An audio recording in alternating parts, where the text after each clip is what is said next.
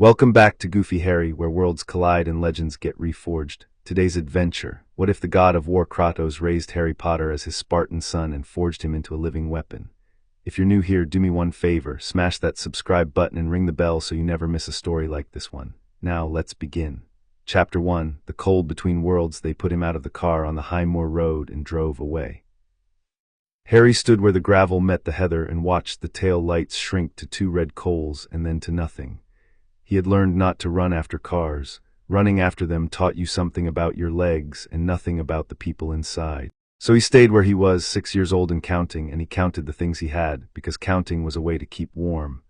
One jumper, gray, with a hole at the cuff that he had worked bigger with his thumb. One pair of trainers, the left sole flapping. One plastic bag, given to him by Aunt Petunia at the door with the word out and nothing else, holding a heel of bread and a tin of beans he had no way to open.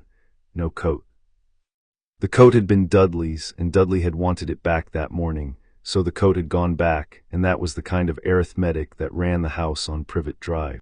You added what Dudley wanted and you subtracted it from Harry, and the answer was always the same answer. He did not cry. Crying was a thing he had tried in the cupboard years ago, and it had earned him a fist on the door and a longer dark, so he had stopped, the way you stop touching a stove. There were lessons the body learned faster than the mind, and he trusted the body more.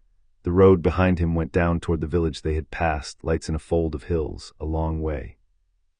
The road ahead went up into cloud.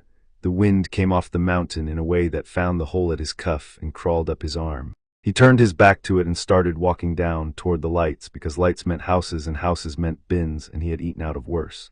He did not reach the village. The cloud came down to meet him instead, gray and then white and then a wet nothing that took the road and the heather in his own hands. He kept the slope under his feet because down was a direction even when you could not see, and he went carefully, the flapping sole slapping at the wet stone. The cold stopped being a thing that crawled and became a thing that pressed, all over, patient. He stopped counting his possessions. He started counting his steps, and then he stopped counting those too, because the number got large and frightening and made the cold worse. That was when the heather began to die. He felt it before he understood it. The ground under the flapping sole had been spongy, alive, springing back. Now it crackled. He crouched and put his hand down, and the heather snapped off in his fist, dry as a moth, though the fog ran water down his neck. A circle of it dead, and the circle had an edge, and beyond the edge the living moor went on. Something had walked here, and the walking had killed the ground. He should have gone back up. Some animal part of him knew it, the part that had learned the stove. But up was the cold and the dark and the long nothing, and down had this, and he was 6, and he was curious in the flat, starved way of a child who has not been given enough of anything, including answers.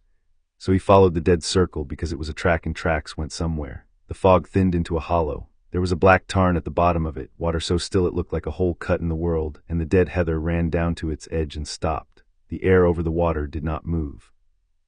It had a smell he knew from the butcher's bins behind the shops, the sweet, wrong smell of meat that has been left, and under that a smell like old coin. The thing rose out of the tarn without a sound. It came up the way breath comes up out of a drowned man, all at once and too much, water sheeting off shoulders that were too wide and a head that hung wrong on the neck. It had been a man once. Harry understood that with the same body knowledge that had taught him the stove. The shape was a man's shape and the size was not, and where the face should have been there was a face, gray and slack and stitched over with something dark, and the eyes in it were the cold blue of a gas flame turned down low. It dragged a length of rusted chain. It had no feet that he could see, only the suggestion of legs that the black water swallowed and kept. It looked at Harry not with the eyes did not move. It turned the wrong head toward him the way a compass needle turns, and Harry felt a pull under his ribs, behind the place where food went, a tug like a hook in a fish. He ran. He did not decide to run. His legs decided. He went up out of the hollow with the flapping sole slapping and the dead heather snapping under him, and behind him the water broke and broke again, a heavy wet crashing that was the thing coming after, faster than a thing that size had any right to come. The hook under his ribs pulled tighter the farther he ran. It wanted the running. The fear was the meat it had come up out of the tarn to eat. He fell. The flapping sole caught a stone and he went down hard on his hands, and the cold of the ground was a flat slap. He rolled and the thing was there over him, blotting out the white fog, the chain swinging, the gas flame eyes turned down at him without seeing him, and the smell of old coins filled his whole head. Something in him went off like a struck match. He did not have a word for it. He would not have a word for it for years. It came up out of the same place the hook was pulling at, but it came up hot where the hook was cold, and the air around his hands shoved outward all at once. The dead heather flattened in a ring. Thing was knocked back a half step, its wrong head rocking, and the gas flame eyes guttered and flared. It was not enough. He knew it was not enough. He knew it in the body before the thought arrived. The match had flared, and now it was burning his fingers, and there was nothing behind it, no fuel, only a starved boy on his back in the dead heather with a drowned giant leaning down to take whatever he had. So it was a surprise to him later that he did not close his eyes. The chain came down. It never landed. A shape crossed the fog from the side, low and fast and silent, and there was a sound Harry's body would keep for the rest of his life. A flat, heavy chunk, the sound a real axe makes in real wood, except the wood screamed. The drowned thing came apart at the shoulder. The chain dropped. The wrong head turned slow toward the new shape, and the new shape was already moving again, and the second blow took the head off the neck, and the gas flame eyes went out before the head hit the heather. The thing did not bleed. It came apart into black water and the smell of coins, and the water ran back down the slope toward the tarn called home, and then there was only the fog and the dead ground and Kratos standing over the place where the giant had been. He was not tall the way the drowned thing had been tall. He was built the way the bridge over the river in the village was built, the old stone one, the one that had held when the new one washed away. Bare arms, gray-white, the color of ash banked over a fire, marked all over with old scars that had healed into something more like script than wound.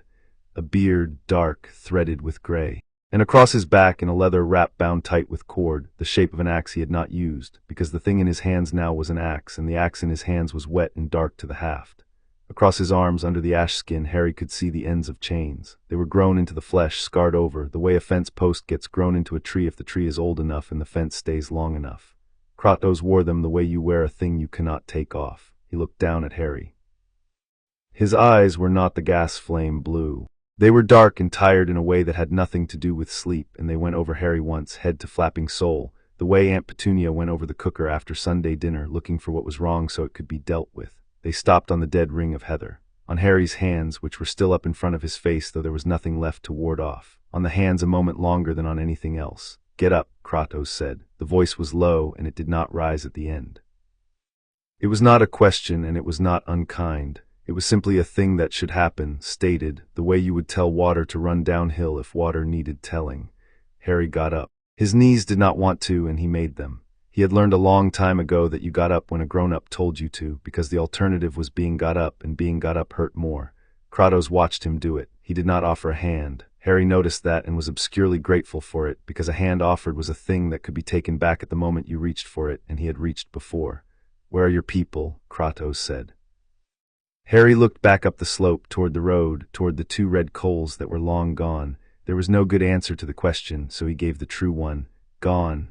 Kratos's eyes moved up the slope and came back. Whatever he read there, he did not say. He turned the axe in his hand once, a movement so small and so practiced that the wet came off the blade and the blade was clean, and he looked at the dead tarn and at the fog and last of all at Harry again.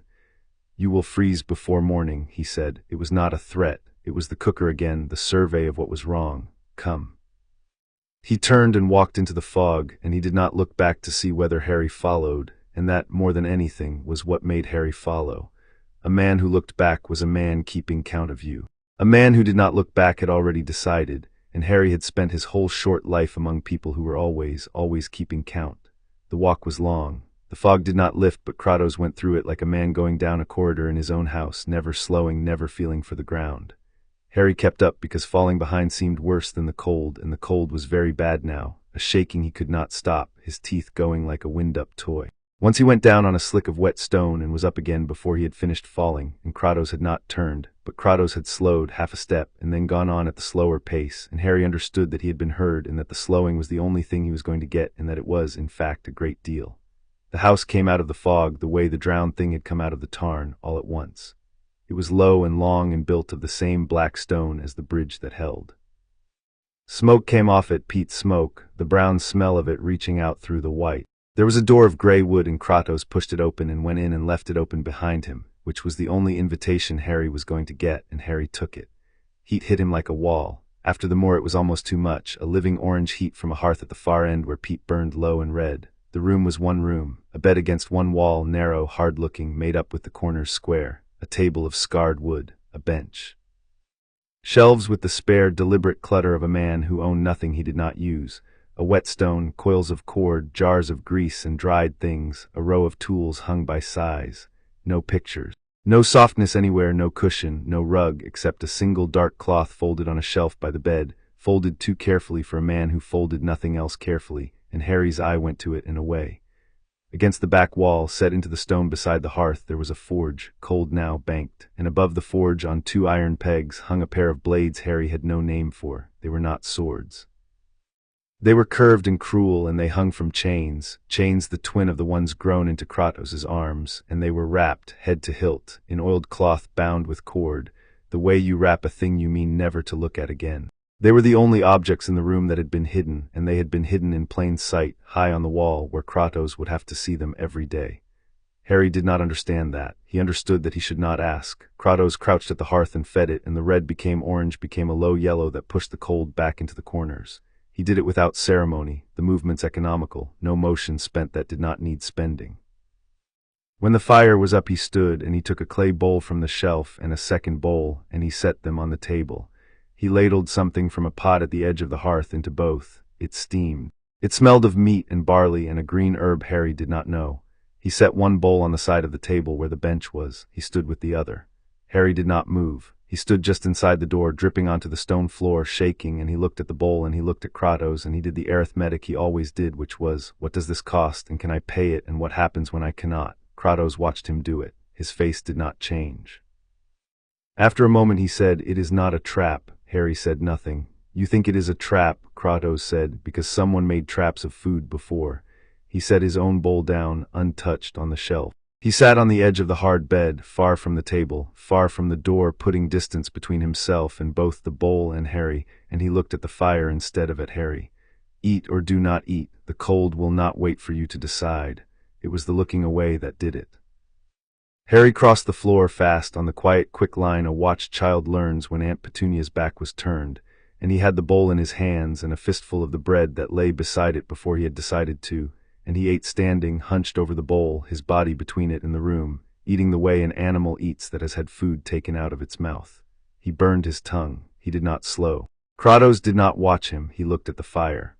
But Harry, who had spent his life learning to watch people who were pretending not to watch him, knew that he was being attended to completely every second, and that the attention was not the kind that was building toward a blow. When the bowl was empty, Harry stopped, suddenly aware of himself, of the slurping he must have made, the mess. He set the bowl down on the table very quietly and stepped back from it, ready. In the house on Privet Drive, the moment after the food was the moment the bill came due. Kratos stood. Harry's body went still in the particular way it went still, weight on the balls of the feet, eyes on the hands. Kratos saw it. Something moved across his face that was not a softening. Kratos did not soften, but it was a kind of recognition, the look of someone seeing a familiar thing in an unfamiliar place. He went to the shelf by the bed and took the dark cloth, the folded one, the one thing in the room that had been folded with care, and he crossed the room and held it out. It was a blanket, wool, dark, old, worn soft. Harry looked at it and did not take it. "It is yours tonight," Kratos said. "Take it. What does it cost?" Harry said. His voice came out smaller than he wanted and rougher, scraped from the cold. Kratos considered the question as if it were a serious one, which no adult had ever done. "Nothing," he said. "Tonight, nothing." A pause. "Tomorrow we will see what you cost." It was the strangest thing anyone had ever said to him, and it was also the most honest, and the honesty was what made Harry's hand come up and take the blanket. The wool was warm from the shelf near the fire. He held it against his chest and did not wrap himself in it, holding it the way he had held the bowl, between his body and the room. Kratos pointed to the floor by the hearth, where the stone would hold the heat. "Sleep there." He went back to the bed and he sat on the edge of it, and he took up a whetstone and the axe and began to work the edge, the long even strokes making a sound like slow surf, and he did not say anything else. Harry lay down on the warm stone with his back to the wall so he could see the room as he always slept, and he wrapped the blanket around himself at last because Kratos had stopped looking, and the heat of the fire and the heat of the wool met in the middle of him and the shaking finally stopped. He meant to stay awake. Staying awake was a rule older than the stove. You stayed awake in a new place until you knew the new place. The whetstone made its sound. The fire ticked. Kratos' silhouette sat black against the orange, patient, sharpening a blade that was already sharp. And the last thought Harry had before sleep took him against his will was that the giant from the tarn had come apart in 2 blows, and that the second blow had not been hurried, and that whatever else this place was, the thing in the fog had been afraid of Kratos on the bed, and that Harry, for tonight, was on the same side of the room as the thing the monsters feared. He slept without dreaming, which was its own kind of gift. He woke because the fire had been built up and the light through the single window was the gray of very early morning, and Kratos was standing over him. Harry was on his feet before he was awake, the blanket falling, his back finding the wall. Kratos watched him do it, and there was that recognition again, the seeing of a familiar thing. Outside, Kratos said, "Bring the blanket, fold it." Harry folded it. He did it badly, his hands clumsy with sleep and cold, and he braced for the comment, the correction that came with a cuff. Kratos took the badly folded blanket from him, shook it out, and folded it again in 3 movements, square, sharp, and set it on the shelf. He did it without a word, and the not saying was a kind of teaching, and Harry watched the 3 movements and understood that he was meant to watch them. Outside, the fog had gone and the world had come back. The glen ran down from the door to the black tarn and up the far side into a mountain that had snow in its high cracks even now, and the sky was the hard pale blue of cold weather, and there was frost on the heather like salt. Kratos walked down toward the tarn and Harry followed, because following had worked so far. At the water's edge Kratos stopped. The tarn was still as it had been the night before, a hole cut in the world. Nothing rose out of it now. "The thing that came for you," Kratos said, looking at the water, "was a drowned man, a long time drowned. He does not belong in the living world. He came up because something called him." He turned and looked at Harry, and his dark eyes did the survey again, the cooker survey, and stopped on Harry's hands. "You called him." Harry put his hands behind his back. "Do not hide them," Kratos said, not sharp, a fact stated. "What you are you will need. Show me your hands." Harry brought them out. They looked like hands, scabbed knuckles, a burn mark on the right palm from the cooker at home, dirty nails. "Last night," Kratos said, "when the drowned man stood over you. Something came out of you and pushed him back. What was it?" "I don't know. It was true. It happens when I'm scared or when something's not fair." The word fair came out of him before he could stop it, a child's word, and he hated it the moment it was out because fair was a word that got you laughed at. Kratos did not laugh. "It has happened before." "The cupboard," Harry said, and then stopped because he had never told anyone because there was no one to tell. Kratos waited. Kratos was very good at waiting. Harry would learn that waiting was one of his weapons. "I was in the cupboard and the door was locked and I wanted out and the lock just came off, the whole lock. And once Dudley's gang chased me and I was on the ground and then I was on the roof of the kitchen and nobody could work out how." He shrugged, a movement he had practiced to make himself smaller. "I get the blame, so I don't talk about it." Kratos was quiet a long moment. The wind moved on the water and did not touch it. "It is called magic," Kratos said, and he said the word the way another man might say plague or flood flatly, a thing in the world to be reckoned with and not loved. "I have seen its like, not yours. Yours is different, but its kin. There are men and women in this country who have it, who hide among the others, who have schools for it and laws for it." His mouth did something that was not a smile. "And there are older things than men that have it, and those things are waking up here at the edge of the water because this is a thin place. The wall between the living and the dead is worn through here. That is why I came here, to be left alone by the living." He looked at Harry. "And now the dead have found a child who shines like a fire in a dark room, and they will come to the fire." Harry understood about half of it. He understood the important half, which was the last sentence. "They'll keep coming," he said.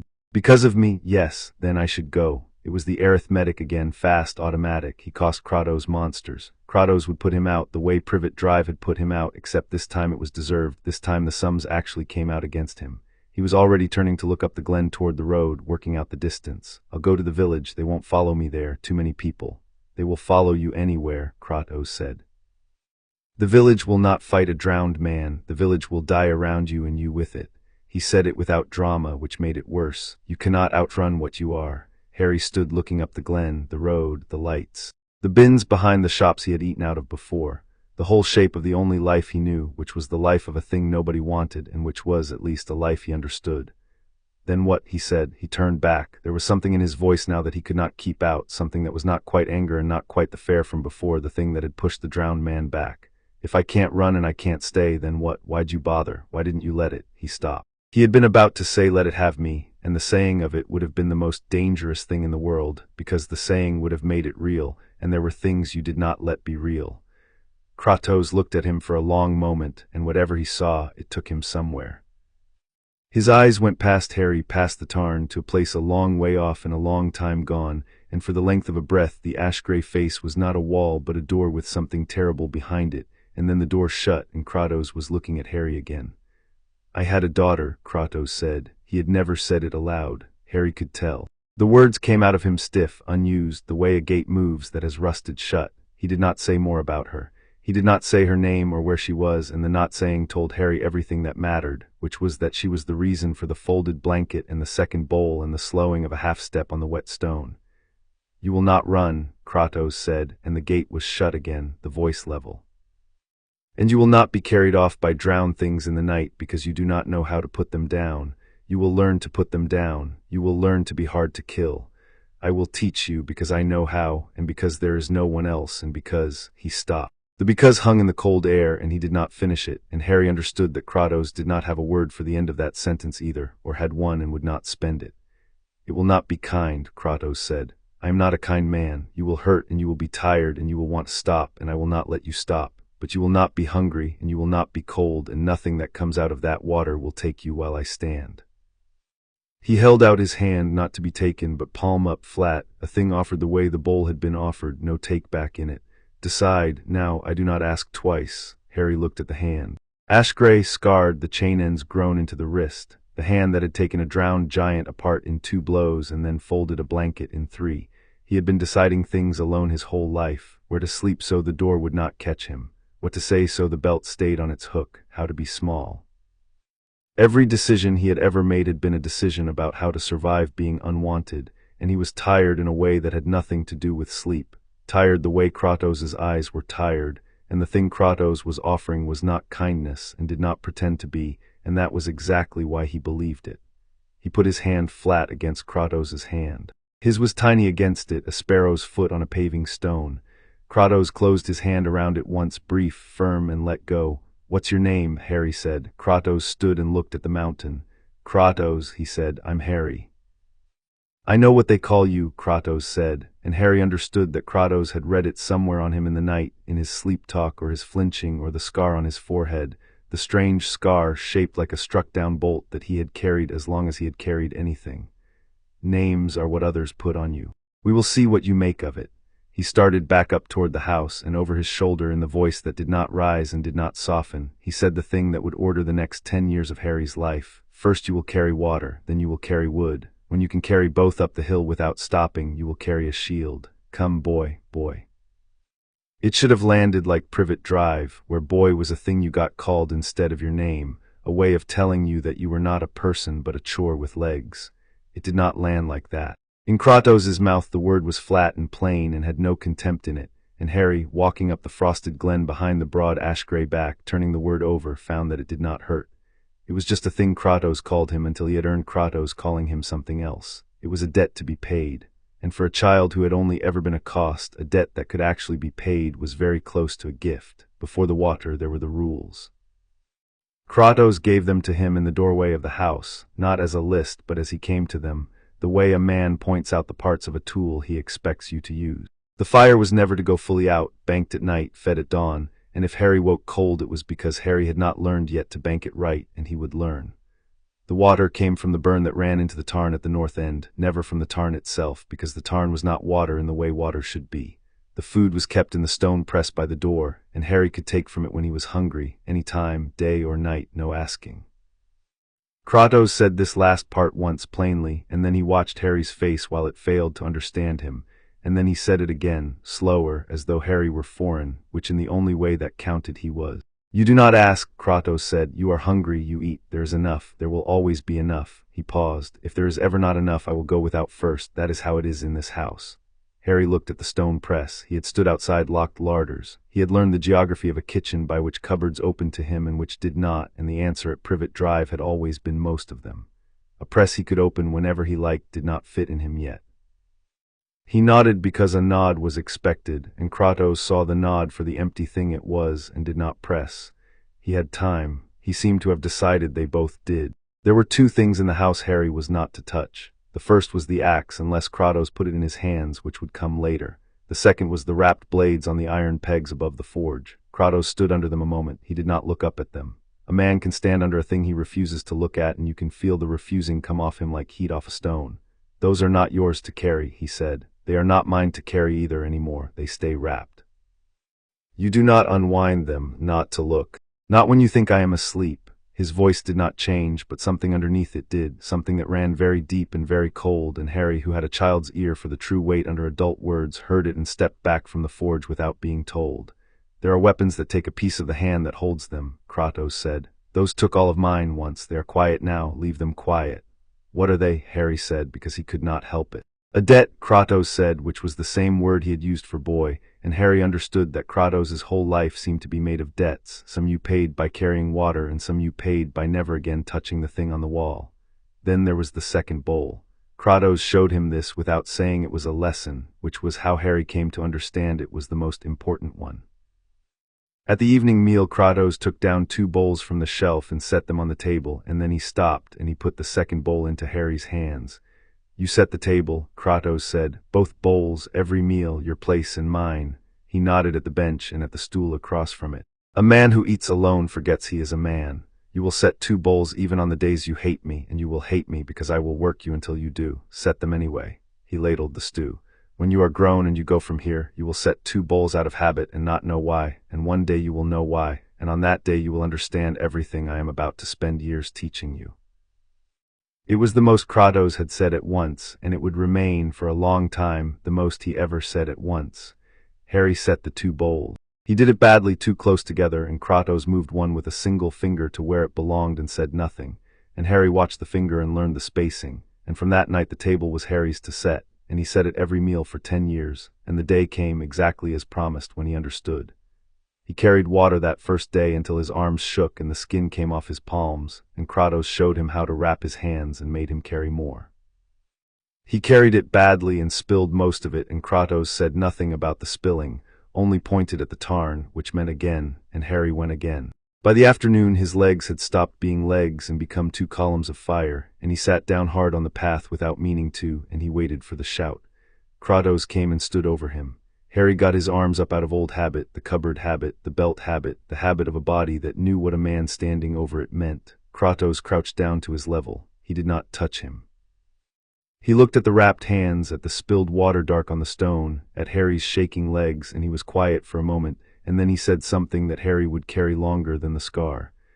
"You stopped," Kratos said, "because your body has given what it has. That is not weakness. That is information. A soldier who does not know when his body is empty dies of pride." He stood. "Tomorrow your body will hold more, the day after more again. You will not always be small." He turned toward the house, toward the smoke and the heat and the second bowl already waiting. "Get up when you can. The food does not go anywhere. No one is going to take it." Harry sat on the cold stone a moment longer, his hands raw, his legs gone, looking at the broad back walking away from him without keeping count, and he understood that he had been moved in the night from one side of the world to the other, not to a soft place. Kratos had promised him it would not be soft, and Harry believed every promise Kratos had made because Kratos had not made any he could not keep. But it was a place where the food did not go anywhere. He got up when he could. It took a while. No one took the food. That night he slept by the fire under the dark wool blanket, and the whetstone made its slow surf sound, and somewhere out past the door the black tarn lay still as a hole in the world, holding whatever it held. Harry slept with his back to the wall out of habit, but he slept. And once, deep in the night, half surfacing, he saw the black silhouette on the edge of the bed turn its head toward the window at a sound from the moor and rise and stand a long moment listening with the axe already in its hand, and then, when the sound came to nothing, set the axe down and sit again, a wall between Harry and the dark. Harry watched the wall sit there, then he let his eyes close. He did not know, lying there, that a thing had begun that would forge him into something the drowned men of the tarn would learn to fear, that would carry him into the country of the living wizards, and the dead gods and the grudges older than both. He knew only what a child knows, which is sometimes the truest thing, that Kratos on the bed had said, "I do not ask twice," and had not asked twice, and had meant the once. That somewhere behind the ash and the chains there had been a daughter, and that Kratos carried her the way he carried the chains, grown into him, unable to be put down. And that for tonight, and for the first night he could remember, there was a wall between him and the cold, and the wall was on his side, and the wall would not sleep until he did. The fire ticked down to red. The wall kept its watch. Out on the moor far off, something that had been a man a long time ago lifted its drowned head out of dark water and turned, slow as a compass, toward the small fierce light burning in the long stone house. It started toward the fire. It did not arrive, By the time it reached the dead ring of heather where its brother had fallen, the wall had come out of the house with the clean axe in its hand, and the glen was quiet again before Harry ever woke. In the morning there was water to carry. Harry carried it. His hands had begun already to learn. Chapter 1 and Chapter 2. What the forge takes a year on. Harry went into the black tarn before the sun and did not gasp. That was the measure of a year. Not his height, though he had height now. The soft, starved look burned off him, and something lean and strung put in its place. Not the calluses, though his hands had become a tradesman's hands. The soft skin of the child he had been replaced ridge by ridge with leather. The measure was the water. The first morning Kratos had walked him to the edge and said in, and Harry had gone in and come out screaming without sound, his whole body trying to climb out of itself, and Kratos had stood on the bank and watched, neither cruel nor kind, the way you watch a kettle. Now Harry walked off the flat rock into the cold that had no bottom and held still in it and counted, and the cold was a door he went through rather than a wall he hit, and when he came up onto the rock the air felt warm. Kratos was already there, sitting on his heels at the water's edge, sharpening nothing, only looking at the dark. How many? He said. 200. Last week it was 180. It was 190, Harry said. You counted wrong. Kratos did not answer that, which told Harry he had counted right, and Kratos had heard him do it. There was a grammar to the silences by now, a whole language Harry had learned without being taught. The silence that meant adequate, the silence that meant again, the rarer silence, dense and complete, that meant a thing had been done well and would not be praised because praise made soldiers soft. Harry had begun to live for the third silence the way other children lived for sweets, and he was not proud of that, and he did not stop. Dress, Kratos said, then the hill. The hill was the mountain, and the mountain did not get smaller. That was the point of it. Kratos had explained the principle once, at the start, in the most words he had spent on theory in a year. A man trains against a thing that beats him. The hill always beats you, so you run the hill. Harry ran it now with a stone in his arms, a river stone the size of his own chest, and at the top he set the stone down on a cairn that had grown over the year from his own carrying, and he stood with his hands on his knees and his breath going like a forge bellows, and he looked out over the glen. From up here the house was a black slot in the green. The tarn was a coin of dark. To the west the land fell away in ridges going blue and bluer to a sea he had never reached, and somewhere past the sea was the country he had come from, the cupboard and the cooker and the arithmetic of Privet Drive, and he found this morning that he could not remember Aunt Petunia's face. He could remember the back of her at the sink. He could remember the word out. The face was gone, sanded off by a year of cold water and stone, and he stood on the mountain and tried to feel something about that and felt the wind instead, clean and enormous, and decided that was answer enough. He picked up a new stone for the carry down. Going down with weight was harder than going up. Kratos had taught him that too, with his knees, which was the only way a thing like that gets taught. The weapons came out after the hill when the body was already emptied. Kratos was deliberate about that. A man would never meet his enemy fresh, he said. A man would meet his enemy at the end of a long bad day with no sleep and a wound he had not noticed yet, and so a man should learn the sword with shaking arms, because the day his arms did not shake he would be grateful for how easy it had become. The sword was wood, a short blade, a hand and a half of seasoned ash, weighted with lead at the core so that it dragged like the bronze it stood for. The shield was real. Kratos had made it the first winter, a round of layered wood faced with a hide Harry had helped to scrape, with a bronze rim and a single grip and an armband, and it was heavier than seemed possible, and Harry had hated it for months because it did nothing but tire his left arm while his right arm did the interesting work. The shield is the lesson, Kratos said, the day Harry let it droop one too many times. He did not raise his voice. He took the shield off Harry's arm and put it on his own, and he stood, and he told Harry to come at him with the sword, and Harry came, and for the next several minutes Harry learned what a shield was. It was not a wall to hide behind. In Kratos's hand it was a second weapon, a flat bronze-rimmed argument that broke Harry's lines, turned his blade, struck his wrists, put his face in the dirt twice and his back in it once, and never once did Kratos lift the wooden sword in his other hand at all. He did the whole thing with the shield. When Harry lay in the heather with the wind knocked out of him and the taste of bog in his teeth, Kratos crouched and set the shield down between them. The shield is not yours, he said. Remember this. The sword is yours, the shield belongs to the man on your left, and the man on your right holds his so that it covers you. A line of shields is a wall no god ever built better. Alone, a shield keeps you alive long enough to matter. Together, a shield wins. You are learning it alone because you are alone. You will not always be. Harry got his breath back and sat up. There's nobody on my left, he said, or my right. There is me, Kratos said and stood, and that was the end of the theory. The footwork was a chalk square Kratos drew on the flat rock by the tarn, and Harry was not allowed out of it. Advance, recover, the cross step, the pivot, the thing Kratos called the door, where you opened your stance a hand's width to invite a blow, and closed it on the blade when it came. They did it until the chalk wore away under Harry's feet and Kratos drew it again. They did it in rain when the rock was glass. They did it in the dark because Kratos said the dark was where most men met the thing that killed them, and a man who could only fight in daylight was half a soldier and would die a whole death. Months of this, seasons, the cairn on the mountain grew, the tally of the cold water climbed, and one ordinary gray afternoon, sparring with the wooden blades, Harry slipped Kratos's guard. It was nothing. A tap on the forearm, the lightest contact, and Harry knew even as it landed that Kratos had let 100 such openings go by over the year, that the only reason this one counted was that Kratos had chosen to stop pretending it didn't. But it landed wood on ash-gray skin. Harry froze, certain he had broken some law, and waited. Kratos lowered his blade. He looked at the place on his forearm where the wood had touched. Then he looked at Harry, and the silence came down, the third silence, dense and complete, and after it he said one word. Again. They went again. Harry did not land another. But he carried the word down the hill and into the house, and he set the 2 bowls that night with a steadiness in his hands that had not been there in the morning, and across the table Kratos ate and said nothing, and the saying nothing was a feast. The wound came the way the worst ones do, from a thing that should not have been dangerous. It was a wet spring morning, and Harry was working the high line of rocks above the tarn where Kratos had set him to learn footing on bad ground, and a stone he had trusted 100 times turned under him, and he went down the face of it on his side. He did not fall far. He fell onto the broken end of a branch, an old rowan limb sheared off in some winter, and it went into the meat of his thigh a hand's width, and he felt it as heat before he felt it as anything, and then he felt it as everything. He did not cry out. He had learned that on Privet Drive, where crying out only told them where you were, and the lesson had survived. He looked down at the wood standing out of his leg and the dark coming up around it through the wool, and the part of him that had been trained sat up and began, against his will, to take notes.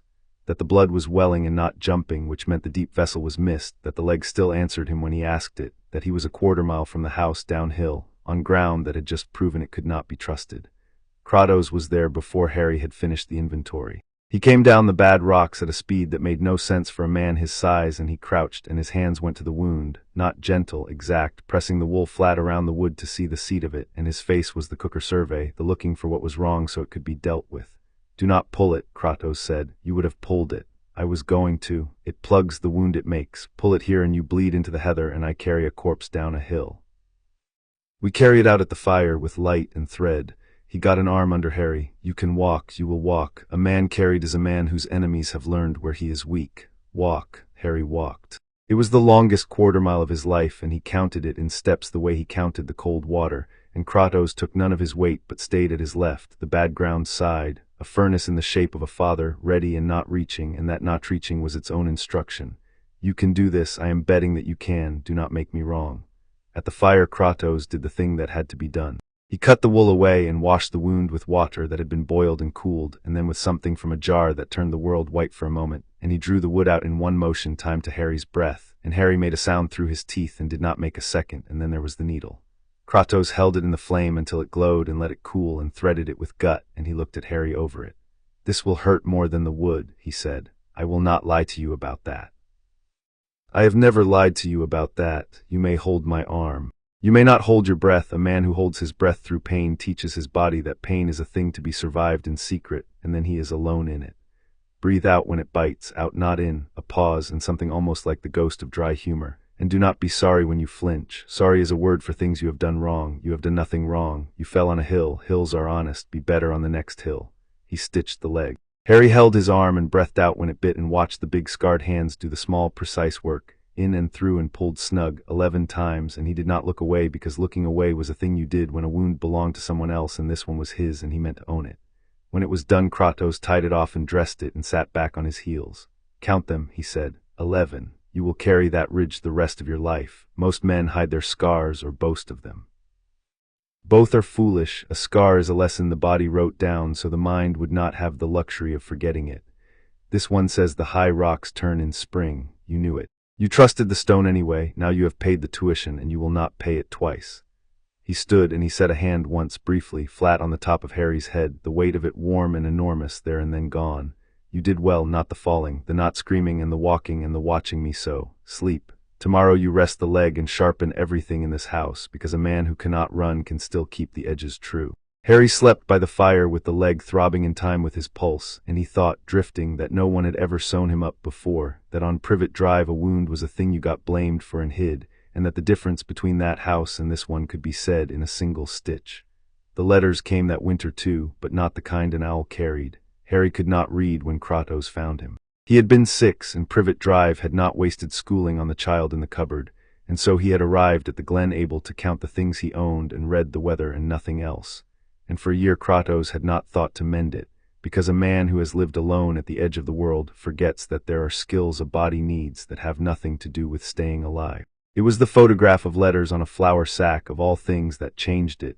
Harry had stared at the marks on the sacking with the particular stillness of a child looking at a locked door, and Kratos had seen the look and recognized it because it was the same look Harry had given the stone press of food, the look of a thing kept on the wrong side of a door he had been taught not to expect to open. You cannot read, Kratos said. It was not a question and there was no scorn in it. It was the cooker survey, the finding of a thing that was wrong so that it could be dealt with. Number, then we will fix it, sit. So the winter nights after the weapons and the cold water and the carrying became the nights of the letters. Kratos was a poor teacher of reading and a worse speller, having learned both late and from a wizard, but he was relentless in the only way he knew, which was to refuse to let a thing beat Harry when Harry was capable of beating it, and he scratched the shapes into a board with charcoal and made Harry copy them until the charcoal wore down and he cut more. He did not praise the right answer. He marked the wrong ones with the third silence, the dense one, the one that meant again, and Harry, who had learned to live for the rarer silence that meant a thing had been done well, worked at the letters the way he worked at the chalk square, past patience, past the point where his eyes blurred and the shapes swam. Until one night in the deep of that winter, the marks on the board stopped being marks and became words, all at once, the way the cold water had stopped being a wall and become a door. And Harry read a whole sentence aloud off the board without being prompted, and Kratos set down the charcoal and looked at him, and the silence that came was the good one, the dense, complete one, and it lasted a long time. Now, Kratos said when it had run its course, you can be lied to in writing as well as in speech. It is a poor gift the world gives a man, literacy, but it is better to know the shape of a lie than to be blind to it. Again, from the top of the board. Harry read it again. He did not know that winter that the skill would one day let him read a letter an owl could not deliver, and decide for himself what world he belonged to. He knew only that there was one more door in him that had been locked and was now open, and that the one who had opened it had done it as he did everything, without softness, and without once making Harry feel like the cost of the candle they burned to see by. The magic was the part neither of them had a map for. It came when Harry was emptied past empty, which was often, because empty was where Kratos liked to work. A spar gone long, Harry's arms dead, Kratos pressing him back across the chalk and out of it, 3 steps, 4, a thing that should not happen, and somewhere in Harry the same struck match that had flared at the drowned giant flared again, except this time there was a year of stone behind it, and the air went out from him in a hard clean shove, and Kratos left the ground. Not far, a pace. He landed on his feet the way a cat lands, already turning the shield up, the wooden sword reversed to a grip Harry had not seen him use, and for half a breath the look on Kratos' face was the look he wore for the things out of the tarn. Then it was gone, and he lowered the shield. Harry was on his knees in the heather with his hands out in front of him, shaking, and the old words were already coming up his throat, the Privet Drive words, I'm sorry, it wasn't me, I don't know how. He had said those words 1,000 times to 1,000 slammed doors. He got as far as I didn't mean, you did, Kratos said, mean it. Harry stopped. You were losing, you did not wish to lose. The power answered the wish. Kratos walked the pace back to him, and he did not crouch this time. He stood over Harry, a tower against the gray sky, and he looked down with the dark, tired eyes gone hard and interested. On Privet Drive this thing frightened them, and so it frightened you, because a child learns to fear what his keepers fear. Hear me, I have stood in the courts of gods, I have been thrown across the world by hands that made mountains, I am not frightened of you. A pause waited. And you will not be frightened of yourself, that is an order, it is the only kind of order I give. Harry lowered his hands. The shaking was still in them, but it was changing as he watched, the fear shake becoming something else, the aftershake of effort, the good kind, the kind the hill left. It's not like yours, Harry said. Is it, the strength? Mine isn't like yours. Number, Kratos looked at the place in the air where Harry had pushed him. Mine is a thing that was done to me, poured in against my asking, and it cost what was poured out to make room. Yours grew in you like a tooth, it is yours from the root. Something crossed his face and was governed. That is rarer than you know, and more dangerous, a gift you are born with, you trust. And the things you trust are the things that kill you if you do not learn their weight. He held out the wooden sword hilt first. So we will learn its weight, stand up, we do not kneel here. They learned its weight the way they learned everything, by repetition past the point of patience. Kratos could not teach the magic, he did not have it. He knew nothing of wands or words or the laws of the hidden country. But he knew the shape of power, any power, the way a smith knows heat by the color whatever the metal, and he treated Harry's magic as one more thing to be brought under the discipline of the body. He made Harry call it on command and refuse it on command. He made Harry hold a flare at the edge of release and not release it, until sweat ran off him and his nose bled, and then made him let it go into a target of stacked turf and measure the scorch. He made Harry try it tired, hurt, cold, angry, and calm, and they charted without ever writing anything down. That anger made it large and stupid, and calm made it small and exact, and that exact was worth more than large in every case but one, which was the case where you needed to frighten a thing bigger than you, and that case would come. Harry did not have a name for what he could do. Kratos refused to give it one. Names are what others put on you, he had said the first day of Harry himself, and he held to it for the power too. They called it nothing. Harry learned to open the door in himself as he had learned to open the door in his stance, a hand's width on purpose, and to close it on what came through. The forge was where Harry came to know the other thing about Kratos, the thing under the discipline, on the long nights of the second autumn. Kratos worked iron after dark when the day's training was spent and Harry was meant to be resting the body for the morning. Harry was supposed to sleep through it. He did not. He lay by the fire with his eyes half shut and watched the bigger fire wake under Kratos's hands, the bellows breathing, the coals going from red to orange to white that hurt to look at, and he watched the ash-gray arms move in that light, the chains in them catching the glow so that for a moment they looked less like scars and more like veins of something molten, and he understood that the forge was the one place Kratos was not standing guard. It was the one place he turned his back to the door. "You are awake," Kratos said one night without turning. "You are always awake. Come then, hold this." It was tongs, and the thing in the tongs was a length of bronze going the color of sunset, and over the next hours, with the patience that was the only patience Kratos owned, Harry held and turned and learned the first of the smith's grammar while Kratos hammered. They were making the ziphos. Harry understood that without being told, the leaf shape grew under the hammer, short, sized for an arm that was not yet a man's arm, and he held the metal that would be his own blade and did not ask who it was for, because asking would have made it a gift, and gifts could be taken back, and he had learned in this house that the things that lasted were the things that simply appeared by being there. "In Sparta," Kratos said into the ring of the hammer, in a voice Harry had never heard him use, lower, turned inward, a boy was given a shield by his mother, and she told him to come home with it or upon it, carried in victory or carried dead upon its face. There was no third way she would name. The hammer fell. It was a hard thing to say to a child. I thought it cruel when I was young. I think now she was telling him the only truth that mattered in the only words a soldier's mother had. That he was not to throw the shield away and run, that whatever happened, he was not to become a man who threw the shield away and ran.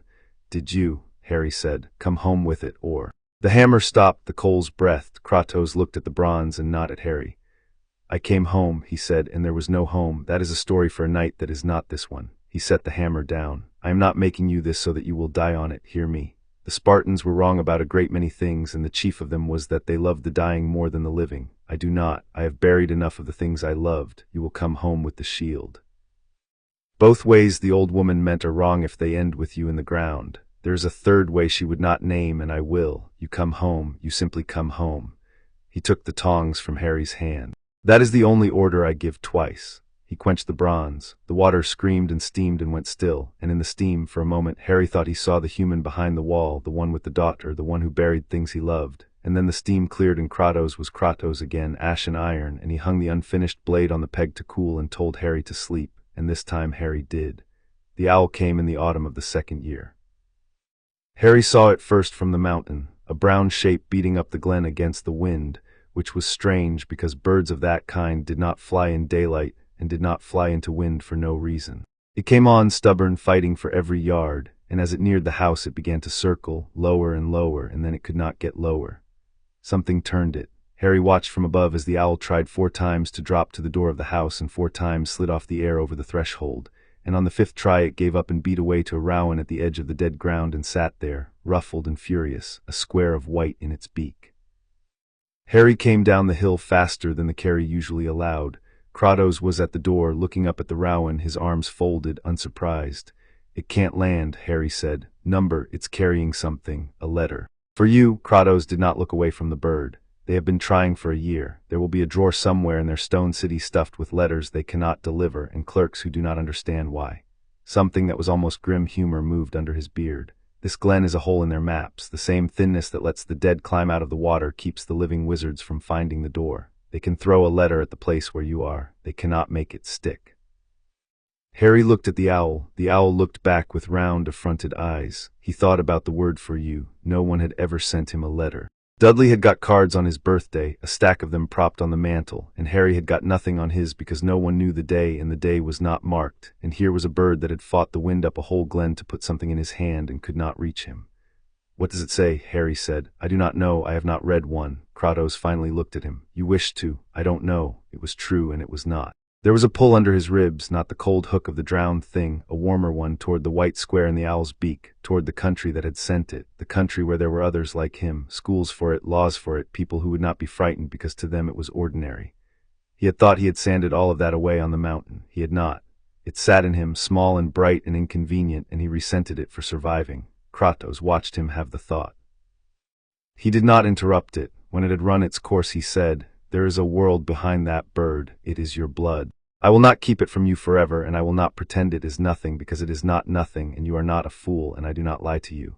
He unfolded his arms. "But you are not ready. A man walks into a strange country with his weapons in his hands and his eyes open, or he walks in as meat. You are still learning to be a weapon. When you are one you will choose, and I will not choose for you. Until then the bird waits in the tree, or it goes home. That is the bird's affair." The owl, as if it had understood, made a sound of deep avian contempt, and launched itself off the rowan and beat away down the glen with the undelivered letter. Harry watched it go until it was a speck and then nothing. "They'll send another," he said. "They are stubborn." "Yes." Kratos turned back into the house. "So are we." That night Harry set the 2 bowls and ate and did not taste it. Across the table Kratos let him not taste it in peace, and when the meal was done and Harry was scrubbing the bowls in the burn water by the door, Kratos spoke from the bed where he sat working oil into a strap. "The day you choose to go," he said to the strap, not to Harry, "you will not go as a stray they pity. You will go as something they have to reckon with. That is the difference between us and them, the people who put you in a car and drove away. They sent you out with a tin you could not open. I will send you out able to take the whole larder if you decide the larder is yours." He set the strap down. "Sleep. The hill does not care that you are sad." It was the closest he had come to naming what was in Harry, and the naming was a kindness disguised as a weather report, and Harry lay down by the fire and slept and did not dream of the owl, which surprised him. The dead came up out of the tarn in the deep of the second winter, and they did not come alone. Harry was 9. He woke because Kratos was already at the door, and the door was open, and the cold poured in across the floor, and outside the snow had a blue light on it from a moon Harry could not see.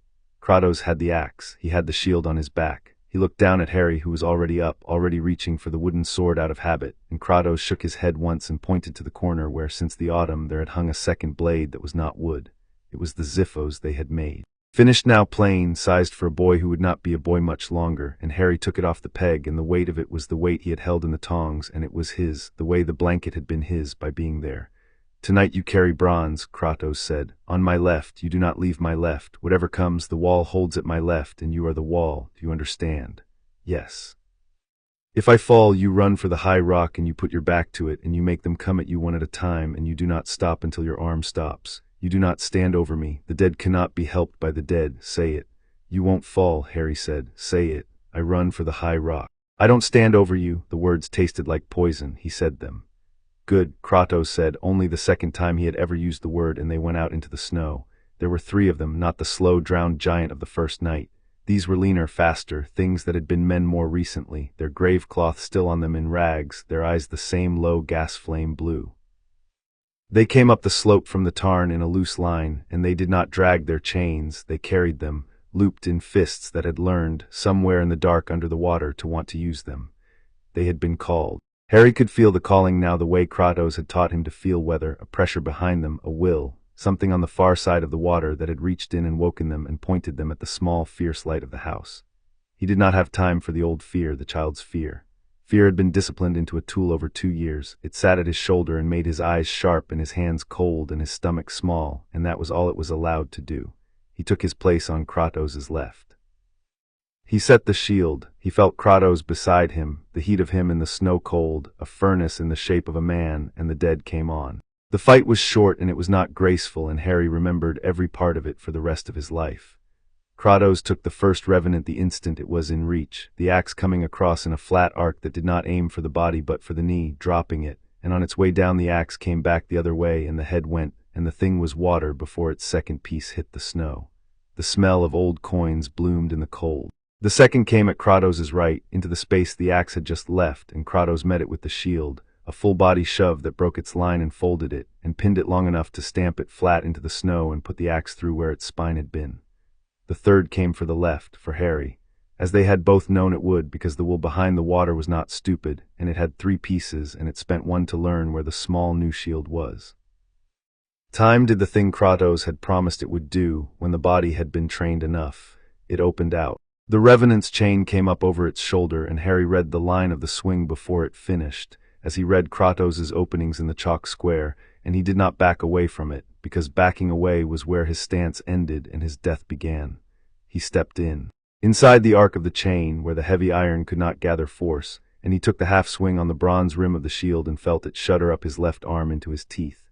And with the chain spent against the shield, he put the Xiphos into the revenant's throat as Kratos had drilled into him on the stuffed turf man through 1,000 cold mornings. Not a slash, a thrust, the whole body behind a hand's width of point, in and twisted and out.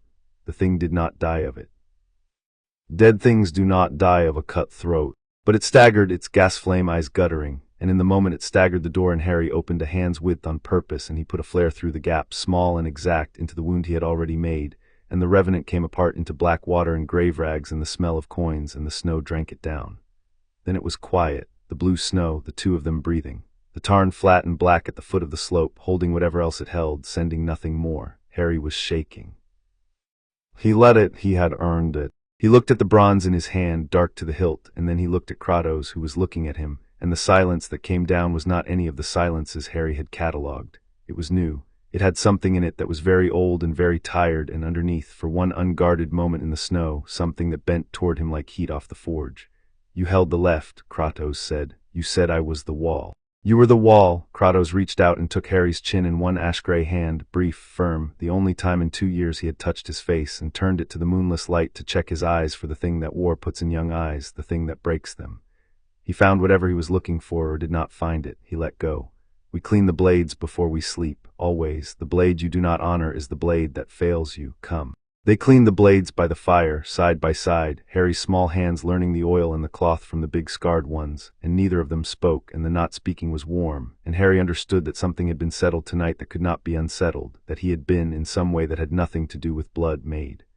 It was Kratos who found the sign in the gray before the next dawn, while Harry slept the spent sleep of a body that has given everything. He had gone down to the tarn to read the snow, to count the tracks and be sure 3 was all that had come, and at the water's edge, on the flat rock where the chalk square was drawn and redrawn, he found the crows. There were 9 of them. They had not been killed by any beast. There was no wound, no scatter of feathers, no sign of the fox or the owl. They had been arranged. Laid in a ring on the rock, beak to tail, black on the snow, a circle the exact size of the chalk square Harry trained in, and they were not stiff with cold. They were fresh, warm enough still that the snow had melted in small dark halos under each body, and their eyes were open, and every one of the 9 had its head turned inward, toward the center of the ring, toward the place where a boy stood every morning to learn the door in his stance. Kratos stood over the ring a long time. The wind came off the water and moved the smallest feathers and moved nothing else. He knew the hand that had done it. Not the name, he would not let himself reach for the name, but the flavor of it, the particular cold patience of it, the way it took something living and made it a message, and made the message about a child. He had been hunted by this before, long ago, in a country that was ash now, by things that fed on the breaking of oaths and the wanting of vengeance and the grief of fathers, things that had followed him across a dying world and that he had believed he had outrun by coming to the edge of everything, to a glen at the worn-through seam of the living and the dead, where nothing should have been able to find him. It had found him. It had counted the crows out to 9 because 9 was a number it knew he would understand, and it had pointed every dead eye at the chalk square at the child, to be certain he understood the rest. Kratos gathered the 9 crows and carried them up the slope and put them in the fire one by one and watched them burn, and the smoke went up gray into the graying sky, and inside the house Harry slept on, his hands still curled where the bronze hilt had been. Then Kratos crossed the room to the forge, and he stood under the 2 wrapped blades on their iron pegs, the curved cruel things bound in old cloth, the debt he had sworn never again to take up, and he looked at them, which he had not let himself do in 2 years. He did not touch them. He stood under them in the gray light with the smell of burnt crow in the room and his son asleep by the warm stone, and the chains grown into his forearms very faintly, for the first morning since he had come to this glen began to ache. Chapter 2 and Chapter 3. Blood and Name. By 11 Harry could put down a revenant alone, and Kratos made him prove it by going away. It was not announced. Kratos simply was not in the house one dusk when the pressure came off the tarn, the cold familiar will reaching in to wake the dead, and Harry stood in the doorway with the bronze in his hand and understood that this was a lesson and that the lesson was being graded. He went out. He did not call for his father. Calling would have been the wrong answer, and there were no wrong answers in this house that did not cost. 2 came up the slope through the autumn dark. Harry took the high ground by the chalk rock without thinking about it, because thinking about ground was for men who had not yet made the ground a habit, and he let the first one commit to the climb and broke its knee with the shield rim and put the ziphos through the back of its neck as it fell. The second he met with the door in his stance, opening a hand's width, inviting the chain, closing on it when it came. He did not use the magic. He had decided somewhere in the last year that the magic was a thing he kept in reserve, like the last coin in a pocket, and that a fight he could win with bronze was a fight he would win with bronze, because a soldier who spent his rarest weapon on common work would have nothing left for the uncommon. The thought was Kratos's. Most of his thoughts were Kratos's now. He had stopped being able to tell which ones had started as his own. When it was done and the dead were water in the heather, Kratos came out of the dark at the edge of the dead ground where he had been standing the whole time, and Harry was not surprised, and that was the point. "You kept the coin," Kratos said. "You'd have known if I spent it, I would have known." Kratos looked at the 2 dark patches in the heather where the revenants had gone down. "You are not afraid of them anymore. Number, be a little afraid of them." Kratos turned toward the house. "The day a soldier is not at all afraid of the dead is the day he joins them. Clean the blade, you did well." He said it without ceremony, a tool handed over, and Harry took it as he took all of it, and under his ribs the old ache eased, the ache of a starved child who had once been counted only as a cost and who now, 4 years on, was a thing that could be left alone to hold a hill and trusted to do it. He cleaned the blade by the fire that night and set the 2 bowls and ate across from his father in the good silence, and if he had been asked he would have said the glen was the safest place in the world. He would have been wrong, and some part of him already knew it because the dead had been coming more often that autumn, and in greater numbers, and Kratos had begun to sleep the way he had not slept in years. The signs came small at first, the way the worst weather does. The crows returned. Not 9 in a ring this time. That message had been delivered and did not need repeating. Now they came in 2s and 3s and arranged themselves on the cairn at the top of the mountain, on the ridgepole of the house, on the chalk rock, always facing inward, always toward wherever Harry happened to be, and always gone by the time he came close, leaving only a black feather or 2 and a patch of melted frost. Kratos burned every feather he found. He did not explain. Harry had learned not to need explanations to read his father, and what he read was a man bracing a door against a weight that had not yet pushed. The tarn changed. The black water had always been still. Now it was still in a different way, a held way, like breath kept rather than water resting, and twice Harry woke in the night to a green light coming up through it from somewhere far below, a cold marsh light that pulsed slow as a sleeping thing's heart and was gone by morning. The dead came up out of it more often, 3 and 4 nights running, liner and angrier than before, as though something were stirring them up from beneath the way you stir a fire to make it throw sparks. And Kratos stopped sleeping in the bed. He sat by the door instead, the axe across his knees, his eyes on the dark, and on the nights Harry surfaced from his own sleep he would find his father there, awake, a wall set against the threshold, and once, only once, he found him standing under the wrapped blades on their iron pegs in the gray before dawn, not touching them, looking at them, the chains in his forearms standing out against the ash skin. "You don't sleep," Harry said that morning from the warm stone by the fire. "I sleep enough." "You sleep by the door is where the work is." Kratos did not turn from the blades. "Go back to sleep. The hill comes at dawn whether you have slept or not." Harry did not go back to sleep. He lay still and watched his father stand under the things he had sworn never to lift, and he understood, in the wordless way he understood most true things, that whatever had sent the hound's brother and the 9 crows was not a thing the axe was meant for, and that his father was, very slowly, being made to remember a weapon he had spent 4 years teaching himself to leave wrapped. "What's coming?" Harry said. Kratos was quiet long enough that Harry thought the question had been refused. Then, "Something I hoped had forgotten me. It has not forgotten me. It does not forget. That is the whole of what it is. Is it stronger than you? It does not need to be stronger than me." Kratos turned from the blades at last and crossed to the fire and crouched and fed it, an ordinary motion, a man tending a hearth in the dark, and for a moment he was only that. "It needs to be more patient than me, and it has always been." He looked at Harry across the small flame. "Eat well today, train hard, be ready. I will tell you the rest when telling you the rest will arm you instead of only frighten you. That day is close, it is not today." It came 3 nights later, and it did not come up out of the water. It walked down the glen from the high ground, from the direction of the living world, and Harry knew before it crested the slope that it was not a revenant, because the tarn did not spit it up and the pressure of it was wrong, older and more deliberate, a cold that thought. It came on 4 legs, and it was the size of a horse and the shape of a hound, and it was made of the dark between stars with a faint cold fire moving under its hide like marshlight under ice. Where its paws fell the frost spread in feathers across the heather. The dead ground of the old killing circle, which had never grown back, brightened bone-white as the thing crossed it. Kratos was at the door before Harry had risen from the table, and this time he did not reach for the axe. He stood in the doorway and looked at the great hound coming down his glen, and something went out of his shoulders, a long-held vigilance that had been waiting years to be proved right. "Inside," he said. "You said I held the left, against the dead. This is not the dead." Kratos did not look at him. "This is a hound of the deep places, a herald. It has been sent, and it will speak before it kills, because the thing that sent it wishes me to hear, and a herald that does not deliver its message has failed its mistress. It will not touch you while it talks. When it stops talking, you will already be inside. Go." Harry did not go. He took his place on Kratos' left. Kratos turned his head a fraction, and whatever crossed his face, Harry had never seen it, and would understand it only years later. The particular helplessness of a man who has spent his life unable to keep the people on his left from following him into the dark. The hound stopped at the edge of the dead ground. Up close it had no eyes, only 2 long hollows where eyes belonged, and the cold fire moved in them, and when it spoke, the voice did not come from its mouth. It came from everywhere at once, from the frost and the still water and the marrow of the men who listened. A woman's voice laid over the hound's throat like a hand inside a glove. "Ghost of Sparta," it said, "how small a kingdom you have made yourself, a glen, a pond, a fire, you who emptied Olympus and walked out across the bones of the world. I have looked a long time for the hole you crawled into." "You found it," Kratos said. "Say the rest and go. You wear them still." The hollow eyes did not move, and yet Harry felt them travel over Kratos, over the gray-white skin. "The ash, your wife across your shoulders, your daughter written in the lines of your hands. You cannot wash them away because they are not on you, they are you. The oracle saw to that, and every morning you put on the bodies of the ones you killed and call it skin.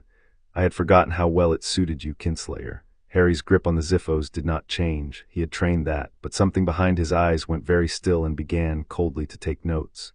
"You believe you have hidden," the voice went on, almost tender now. "That the years and the cold water have made you a smith in a glen and nothing more. But you have done the one thing your kind can never stop doing. You have made another. You have found a broken child and poured yourself into the cracks and called it mending." The voice turned, and now it spoke to Harry, and the cold of it was intimate, a mouth at the ear. "Do you know what he is, the man who feeds you? Do you know the names that were screamed when they died? Ask him about the wife. Ask him about the little girl. Ask him whose ashes you sleep beside every night and what hands made them ash." "Enough," Kratos said, and moved. Harry had seen Kratos fight the dead, fast and economical, no motion wasted. This was not that. This was the thing under the discipline, off its chain for the length of a heartbeat, and it was terrible to see. Kratos crossed the dead ground in 2 strides that cracked the frozen earth, and the hound rose to meet him with a sound like a glacier breaking, and they came together, and the glen lit white. The axe was in Kratos' hand, though Harry had not seen him take it, and where it struck, the dark hide split and cold fire poured out, and the haft came away rhymed with frost, and Kratos struck again before the rhyme had finished forming. The hound's jaws closed on his shoulder. He let them. He drove forward into the bite and got an arm around the thing's neck, and Harry watched the muscles of his father's back stand out like the roots of a felled tree, and the hound that was the size of a horse came off its front legs, lifted against all sense by a man, and Kratos turned with it and drove it into the chalk rock so hard the rock split and the frost on it shattered to glittering dust. The cold fire in the hollow eyes guttered low. It tried to rise. Kratos did not let it. He set a knee on its neck and brought the axe down where the skull joined the spine, once, twice. The weighted certain strokes Harry knew from 1,000 mornings, and on the third stroke the great hound came apart, not into water as the revenants did, but into a rush of black wind that smelled of frost and iron and old graves. And the wind tore up the glen and was gone, and the woman's voice rode out on it, unhurried, satisfied, having delivered every word it came to deliver. Ask him, it said, from a long way off now, and when you cannot bear the answer, child, come and find me. I keep better company for the sons of murderers than a cold man in a colder glen. Then the glen was quiet, and the frost was already melting off the broken rock, and Kratos knelt where the hound had died with his back to Harry, and the axe hanging from one hand and his shoulder torn and bleeding dark, and he did not get up. Harry crossed the dead ground. He did not run. Running would have been the wrong answer. He came around in front of his father and crouched the way Kratos crouched, on his heels level, and he looked at the wound in the shoulder, which was deep and would need the needle, and then he looked at his father's face, and he asked the only question that mattered, in the flat, unimpressed voice he had built over 4 years to keep the world at the right distance. Is it true? Kratos looked at him. The fire of the fight was draining out of him and leaving the old tiredness, and for once he did not govern it. Which part? He said. All of it, the wife, the little girl, the ash. Harry did not blink. It said the ashes them, it said you made them ash. The wind moved on the tarn. Somewhere far off a bird that had survived the black wind began, uncertainly, to sing again. Inside, Kratos said, so the shoulder. Then I will tell you because you have earned the truth, and because she will keep whispering it until you have heard it whole, and I will not let her be the one who teaches you what I am. He let Harry help him to his feet, which he had never done before. And then you will decide what you do with it. I will not decide for you. I have never decided for you. They went in out of the cold.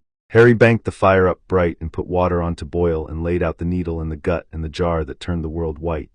And his hands were as steady doing it as the big scarred hands had been on his leg 2 winters before.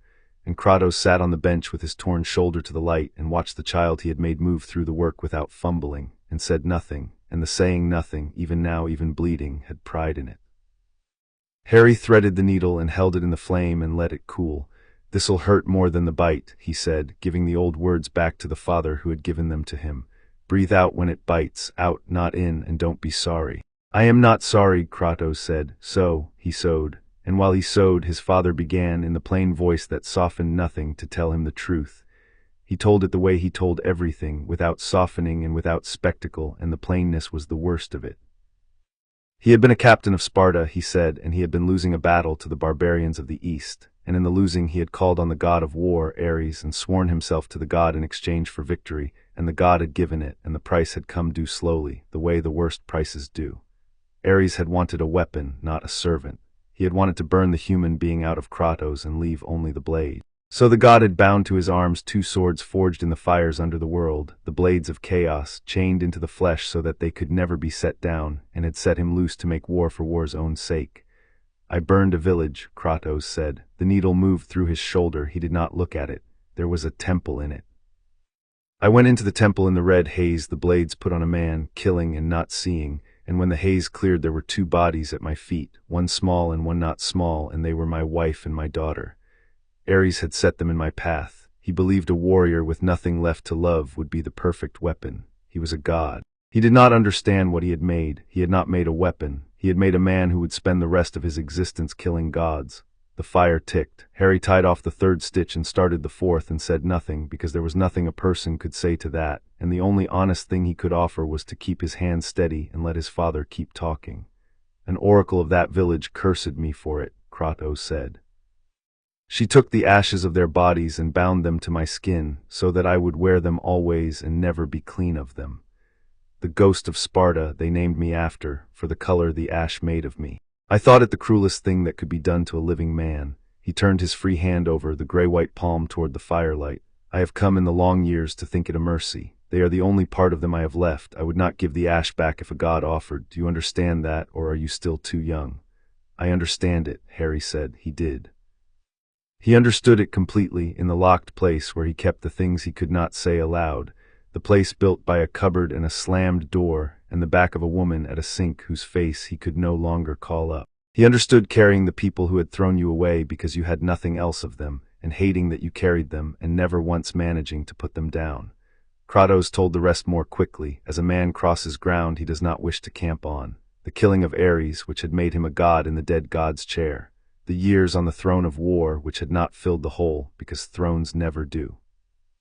The turning on Olympus on Zeus, who was his own father on all of them, the long red flood that had drowned the Greek world and left it the ash country it now was. He did not make himself the hero of it. He did not make himself the villain. He laid it out like terrain, like ground a soldier must know to cross alive, and at the end of it he said the thing the whole telling had been built to reach. I am not a good man. I have never told you I was. I have killed more than any creature that walks should ever kill, and a great deal of it I would do again, and some of it wakes me even now. The thing in the glen tonight was right about all of it but one. He looked at Harry then, full, the wall down, the dark eyes naked in the firelight. It said I poured myself into your cracks to mend myself. That is the lie in it. I did not take you in to be mended. I am not mended. I took you in because you were small and cold and someone had decided you were a cost, and I could not, having buried my own, walk past another and call myself anything at all. That is the whole of it. It is not noble. It is the one decent thing left to a man who has done everything else. He paused. If you cannot live under the roof of what I am, I will not stop you, and I will see you safe to wherever you choose, but you will hear it from me and not from her. That was the bargain, now you know. Harry knotted the last stitch and cut the gut with the small knife and pressed the dressing flat and bound it, and only then did he sit back on his heels and look at his father. The little girl, he said, what was her name? It was not the question Kratos had braced for. Something moved through him slow, like a stone turning over at the bottom of deep water. Calliope, he said. The word came out of him as the word daughter had come out 4 years before, stiff, unused, a gate rusted shut and forced. Her name was Calliope. She was sick from birth, weak in the leg. The other father's sons would have left her on a hillside for the cold to take, the way Sparta left its weak, and I did not, and that was the first war I ever won, the quiet one in my own house, against my own people, to keep a child the world had decided was a cost. His jaw worked once. She liked music. I do not know where in me that came from. There is no music in me, but there was in her. Then I'm sorry about Calliope, Harry said. Not about the rest. You don't get to be sorry for the rest, you told me that. Sorry's for things you did wrong, and the gods did most of that to you. But I'm sorry about her. That's allowed. He set a fresh peat on the fire, an ordinary motion, the motion of someone who intends to be present in the morning. And I'm not going anywhere. You're stuck with me. You decided that in the snow with the drowned man, and you don't get to undecide it now because a dog in the yard called you names. Kratos did not answer. He looked at the child he had forged out of a starved child and his own buried grief, this hard, dry, loyal thing that had just stitched his shoulder and refused his confession as grounds for leaving, and the fire burned low between them, and the not saying this time held something Harry had never heard in it before and would not have named for any price, because naming it would have embarrassed them both. In the morning Harry set the 2 bowls as he always did. Kratos ate from his. Nothing had changed and everything had, and they both knew which was which, and neither of them said. The week that followed was the quietest the glen had been in a year, and Harry did not trust the quiet because Kratos did not trust it. The dead stopped coming. The tarn lay flat and ordinary, no green light moving in its depths, and the crows kept to the high ridges and did not arrange themselves on anything. To anyone else it would have read as peace. Harry had been taught to read it as the held breath before a blow, the stillness a thing makes when it has stopped wasting its strength on heralds, because it has decided the heralds have done their work. Kratos spent the first 2 days at the edge of the dead ground where the hound had torn its way in, doing something with his hands and the old magic of the place that Harry did not have the eyes to follow, knotting the worn seam of the world back together, and on the 3rd day he stopped and stood looking at it, and Harry came and stood beside him. It won't close, Harry said. It was not a question, not all the way. The hound tore it coming through, and the tear has been kept open from the other side by the thing that sent it, the way you keep a wound from healing if you mean to use the wound. Kratos turned from it. It is a door now. We do not get to choose any more whether the other world reaches us. We only get to choose whether we are ready when it does. They trained harder that week, both of them, and there was a difference in it Harry could not have put a name to and did not try. Kratos drilled him longer and corrected him less, the way a smith stops hammering and starts only testing the edge, and twice he set down his own weapons and simply watched Harry work the chalk square alone, the advance and the recover and the door, and the watching was not the cold survey of the early years.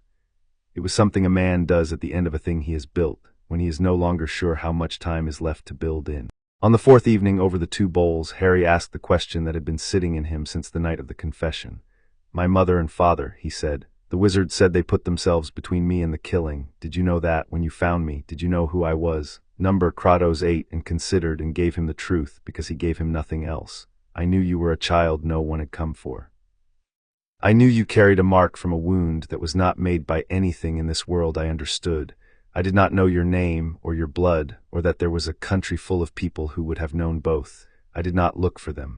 I told myself it was because the looking would have led the wrong things to you. He set the bowl down. That was half the truth. The other half is that I did not want to find them.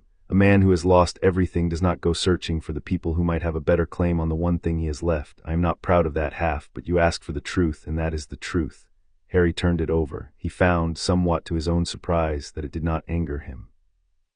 It was the most honest thing anyone had ever told him about why he had been kept, and honesty was the only currency that had ever spent in this house. I want to know about her, Harry said. My mother. Now that there's somebody who can tell me, is that, he stopped, hunting for the word, is that a betrayal of you? Kratos looked at him for a long moment, and something in the ash-gray face eased a fraction the way a fist eases.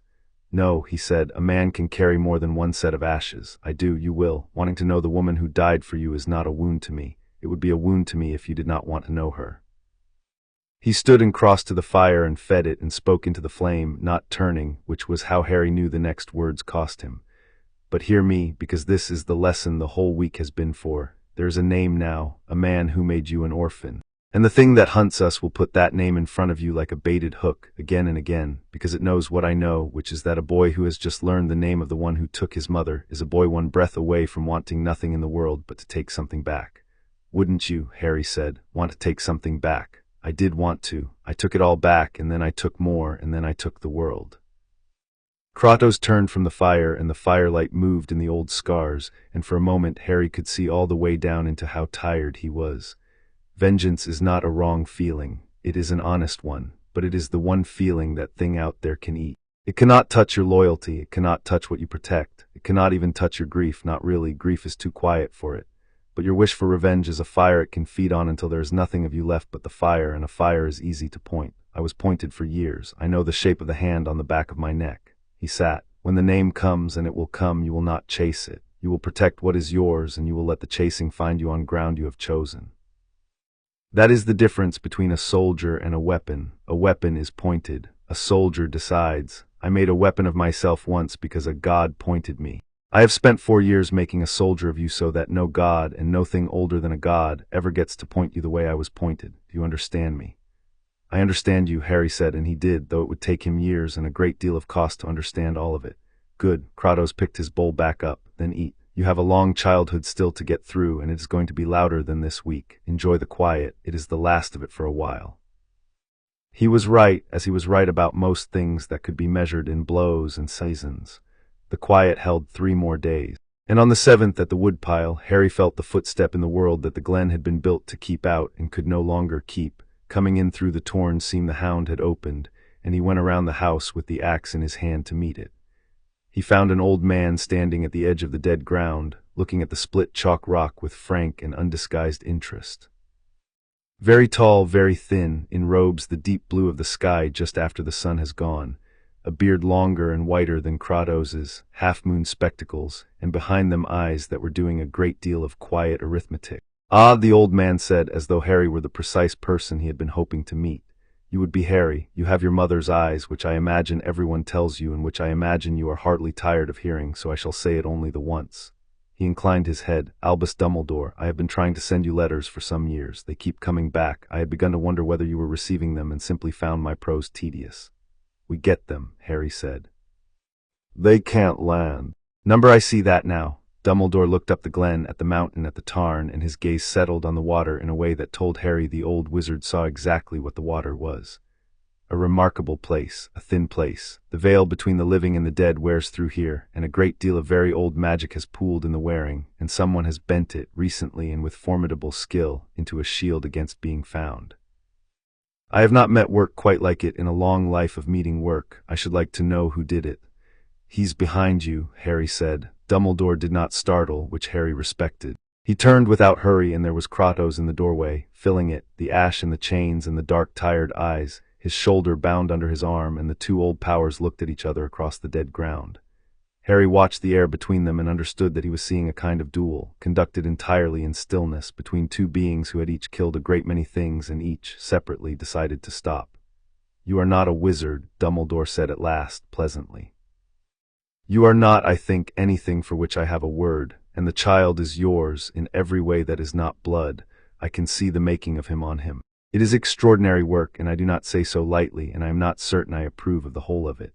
His voice kept its mildness. "He is 11 years old, he is killed, I felt it on him before I saw his face." "He is 11 years old and alive," Kratos said. "The world I keep him in does not offer the second without the first. You left him on a doorstep among people who put him out of a car on a moor to die. Do not lecture me on what you approve."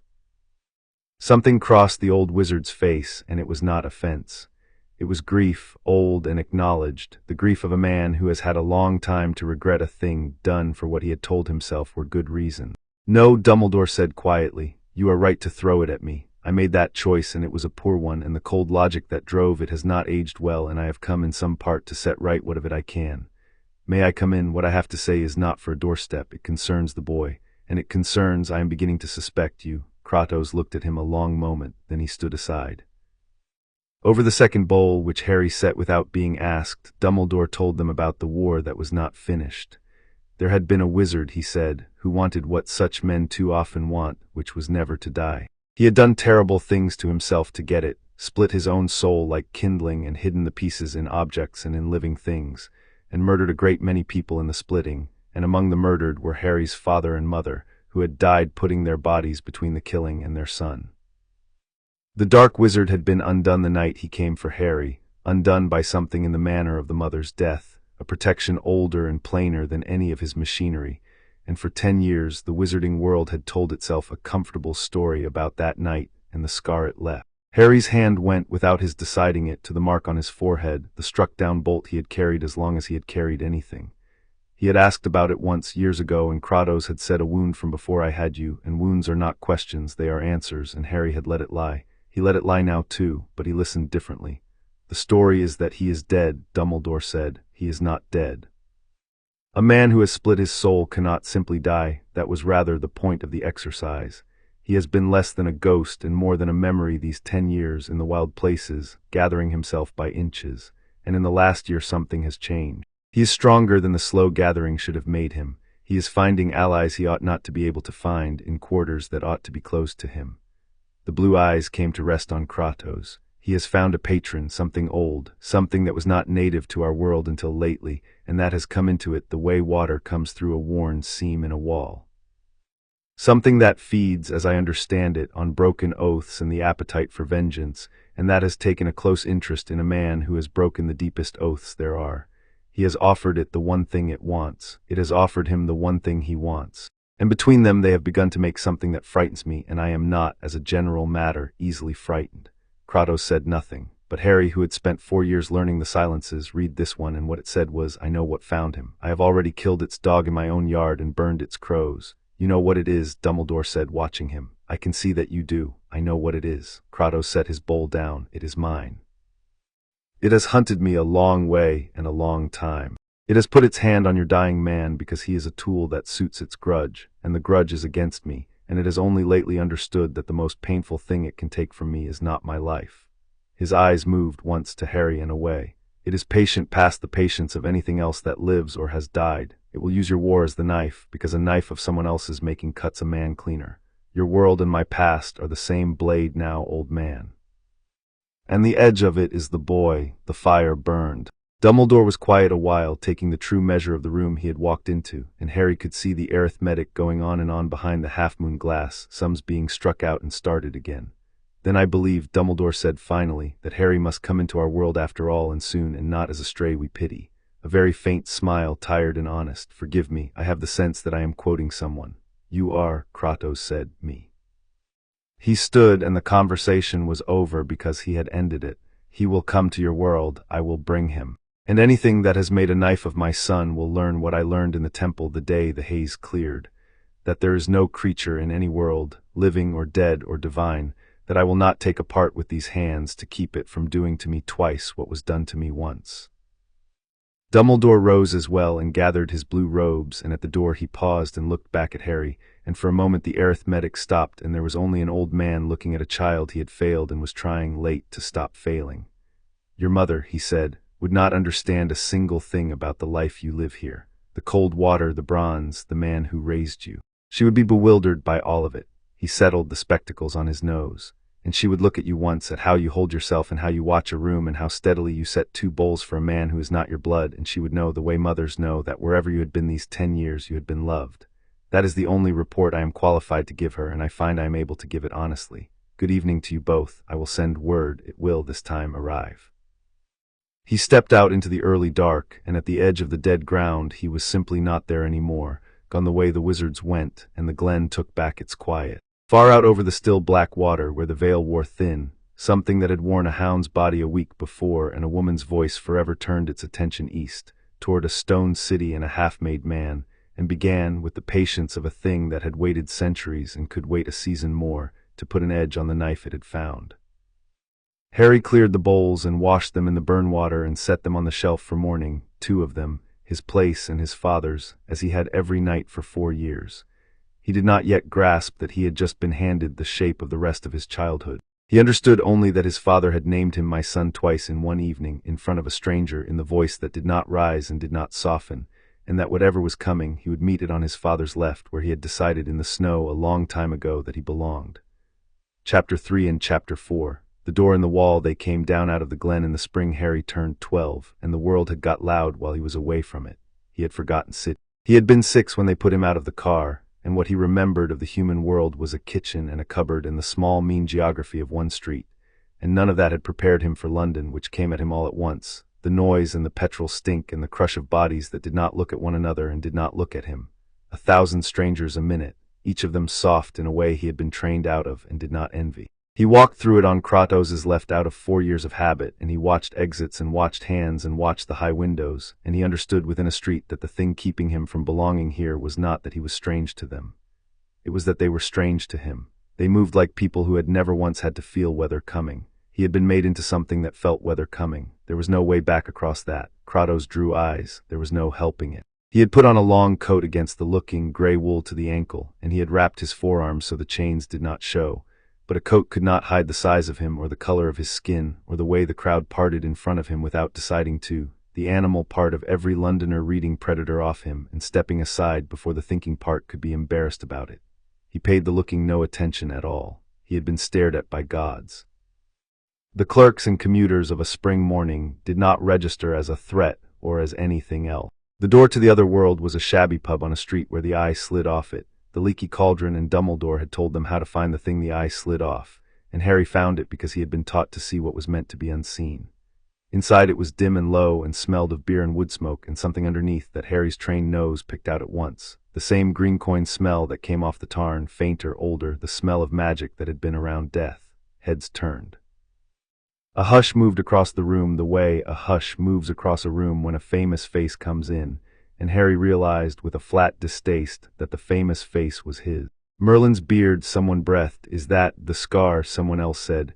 Look at the scar, it's him, it's really. They came at him, not to harm, that was almost worse.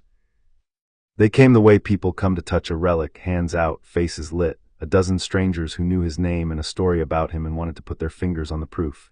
And Harry's body did what 4 years had built it to do, weight shifting to the balls of the feet, hands coming loose and ready, the door in his stance opening a hand's width before he had decided anything at all. Kratos put one hand flat on Harry's shoulder. It was the lightest touch. It said not these are not the enemy, and it said stand down, and it said underneath, I have you, all in the weight of a palm, and Harry's body read all 3 and settled. He does not wish to be touched, Kratos said. He did not raise his voice, he did not need to. The voice came up out of the floor of him and filled the low room and stopped the dozen reaching hands as a wall stops water. You will let him pass, you will do it now. They let him pass. They fell back muttering, half offended, half thrilled, and a path opened to the rear of the pub and the brick wall beyond it, and Harry walked through the gap his father's voice had made and did not look at any of them, and behind him he heard the whispers change shape. Who is that? Who's the great gray brute with the Potter boy? Where's he been? Somebody said he died, and he let them whisper. They had a story about him. It was the wrong story. He had stopped somewhere on the mountain, needing strangers to have the right story. The brick wall opened when Kratos struck the right brick in the right order, the pattern Dumbledore had drawn for them, and the bricks folded back on themselves, and there was Diagon Alley, and Harry stood at the mouth of it and looked at the wizarding world entire for the first time. It was beautiful and it was soft. Those were his first two thoughts, and they arrived together and did not contradict each other. Crooked, bright buildings leaned over a cobbled street, cauldrons stacked outside an apothecary, an owl emporium, a window full of racing brooms with a crowd of boys pressed to the glass, robes in every color, a confectioner's whose smells reached down the whole street. Magic was everywhere and no one was hiding it, sparks and floating signs and a fountain that ran uphill, and the people walked through their own miracles barely seeing them, easy, unguarded, laughing, soft. Harry stood at the mouth of it and felt the old pull, the warm hook under his ribs, the wanting that had survived the mountain, that some part of him belonged here in the bright soft country of people like him, and that it would be the easiest thing in the world to put down the weather sense and the bronze and become one more boy with his face at a broom shop window. "It is pretty," Kratos said beside him, reading him as he always read him. "Pretty is not the same as safe. Look again." "Look the way I taught you." Harry looked again. And this time he saw the second street under the first one. He saw that the crowd had no exits planned, that a single blocked end of the alley would trap every soul in it, that the bright buildings were tinder, that not one person in the laughing throng was watching the high windows or the mouths of the side lanes, that the whole gorgeous place was built by people who had never once had to assume that something was coming for them. It was a feast laid out on a table with no door. He had been taught what happened to feasts like that. "They don't think anything's hunting them," Harry said. "Something is always hunting. They have forgotten it, which is a luxury, and luxuries are paid for always by someone."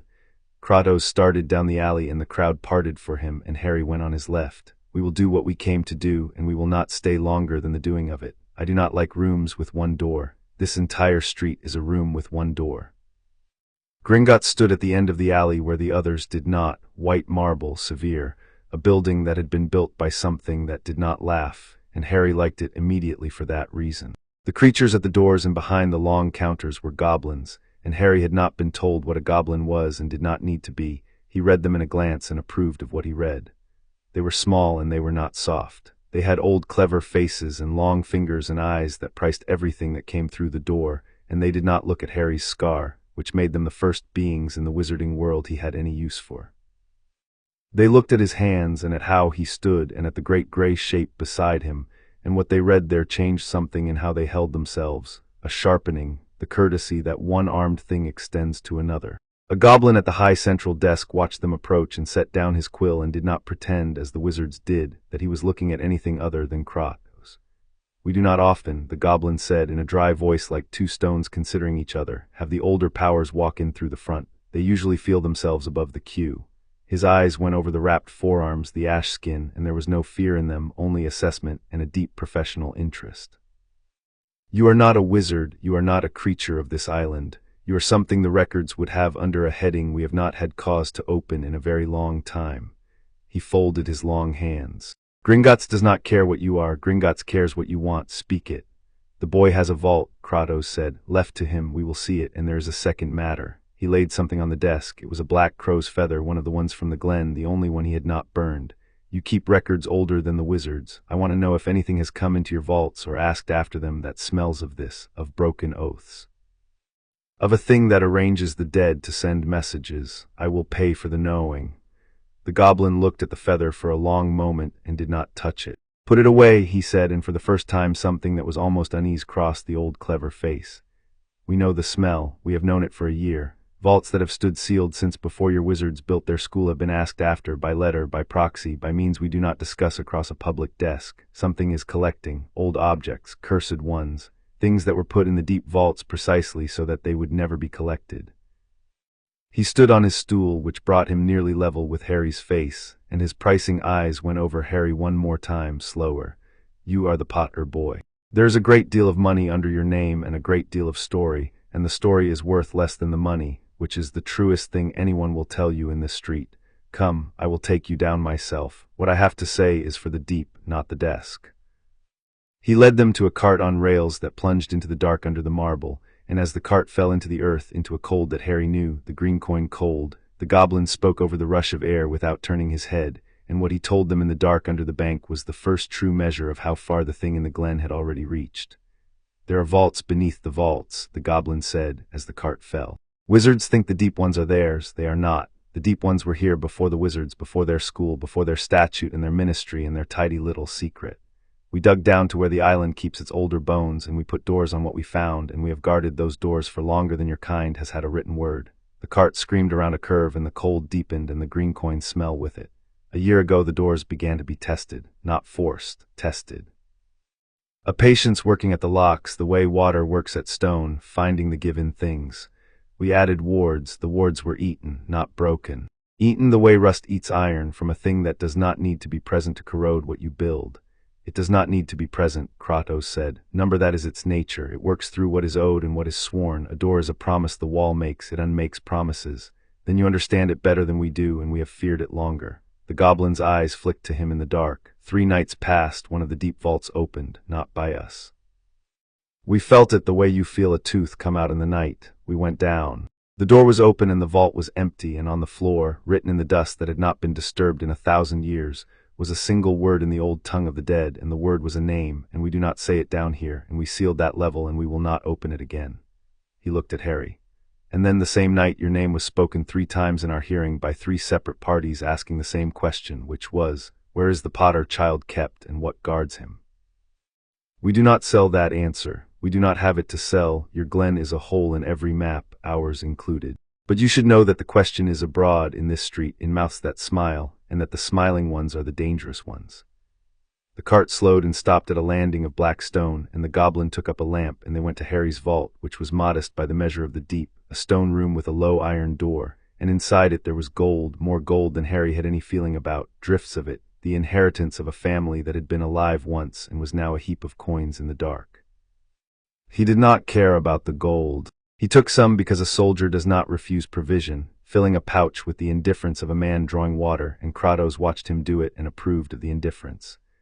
But against the back wall there was a smaller thing, a wooden box gone soft with age, and Harry opened it because it was the one object in the room that was not money, and inside it there was a photograph. It moved, the way wizarding pictures move. A man with untidy black hair and Harry's own face 30 years on, and a woman with dark red hair and Harry's own eyes, and they were laughing at something past the edge of the frame. And he had his arm around the woman, and she was looking up at him and then out at Harry, at the camera, at her son she did not know was watching from the bottom of a bank 12 years too late, and she smiled and waved. And he turned and saw the camera and grinned, and the two of them stood there in a square of old afternoon light, being happy on a loop that would never end and never go forward. Harry looked at it for a long time. He did not say anything. There was nothing to say, he had learned that from a master. Your mother, Kratos said. It was not a question, he had seen the eyes. Yeah, keep it. Kratos's voice did not change, but he turned away and gave Harry the dark to have his face in, the way he had given him the looking away over the first bowl of stew 6 years before. A man should carry the dead he chooses to carry. You have asked me to carry yours on your left. Carry them on the other side. There is room. I have told you there is room. Harry put the photograph inside his coat, against his chest, where the warmth of him would reach it, and he closed the empty box and left it, and they went back up into the loud, bright street, and Harry's hand stayed flat over the place where the picture was for the length of the climb. The wandmaker's shop was narrow and dim and stacked to the ceiling with thousands of slim boxes, and it smelled of dust and old wood, and the wandmaker who came out of the stacks moved without sound and had eyes the pale silver of moons. Mr. Potter, Ollivander said, before Harry had spoken, I wondered whether I would see you. I have wondered for some years. Your letter never found you, they tell me. The whole school's post returned like homing birds with nowhere to home. The silver eyes drifted to Kratos and stopped, and something in the wandmaker went very still, the stillness of a man who has spent his life measuring the unseen and has just walked into a room with more of it than he can hold. Oh, he said softly. Oh my, I do not have wood for you, sir. There is no tree that ever grew that would consent. You are not carried by a wand. You are the kind of thing a wand would be afraid to be pointed at. He did not seem frightened by the saying of it. He seemed delighted, in the bloodless, scholarly way of a man meeting a legend in the flesh. But the boy has a wand somewhere on these shelves, or the wand has him. It is never quite clear which way the sentence runs. What followed was strange, and Harry endured it with the patience the chalk square had taught him. Ollivander gave him wands and took them back, dozens of them, watching Harry's hand each time with those moon-silver eyes, muttering, discarding, his enthusiasm growing rather than failing as the pile of rejected boxes climbed. Harry held each wand the way Kratos had taught him to hold any new tool, lightly, listening for its weight, and most of them were dead in his hand, sticks, and a few sparked sullenly, and Ollivander snatched those away faster than the dead ones, saying, No, no, not that, that one wants too much of you. Then he came down a ladder with a box that was dustier than the rest, and he opened it with something close to reverence. "Holly," he said, 11 inches, supple. "And the core," he paused, and the pause had weight. "The core is a feather from the tail of a phoenix, a particular phoenix. It gave only 2 feathers in all its long life, and I made a wand from each, and they are brothers, those 2 wands, as close as wands come to kin." He held it out. "Take it, let us see." Harry took it, and the holly wand was not dead in his hand and did not spark sullenly.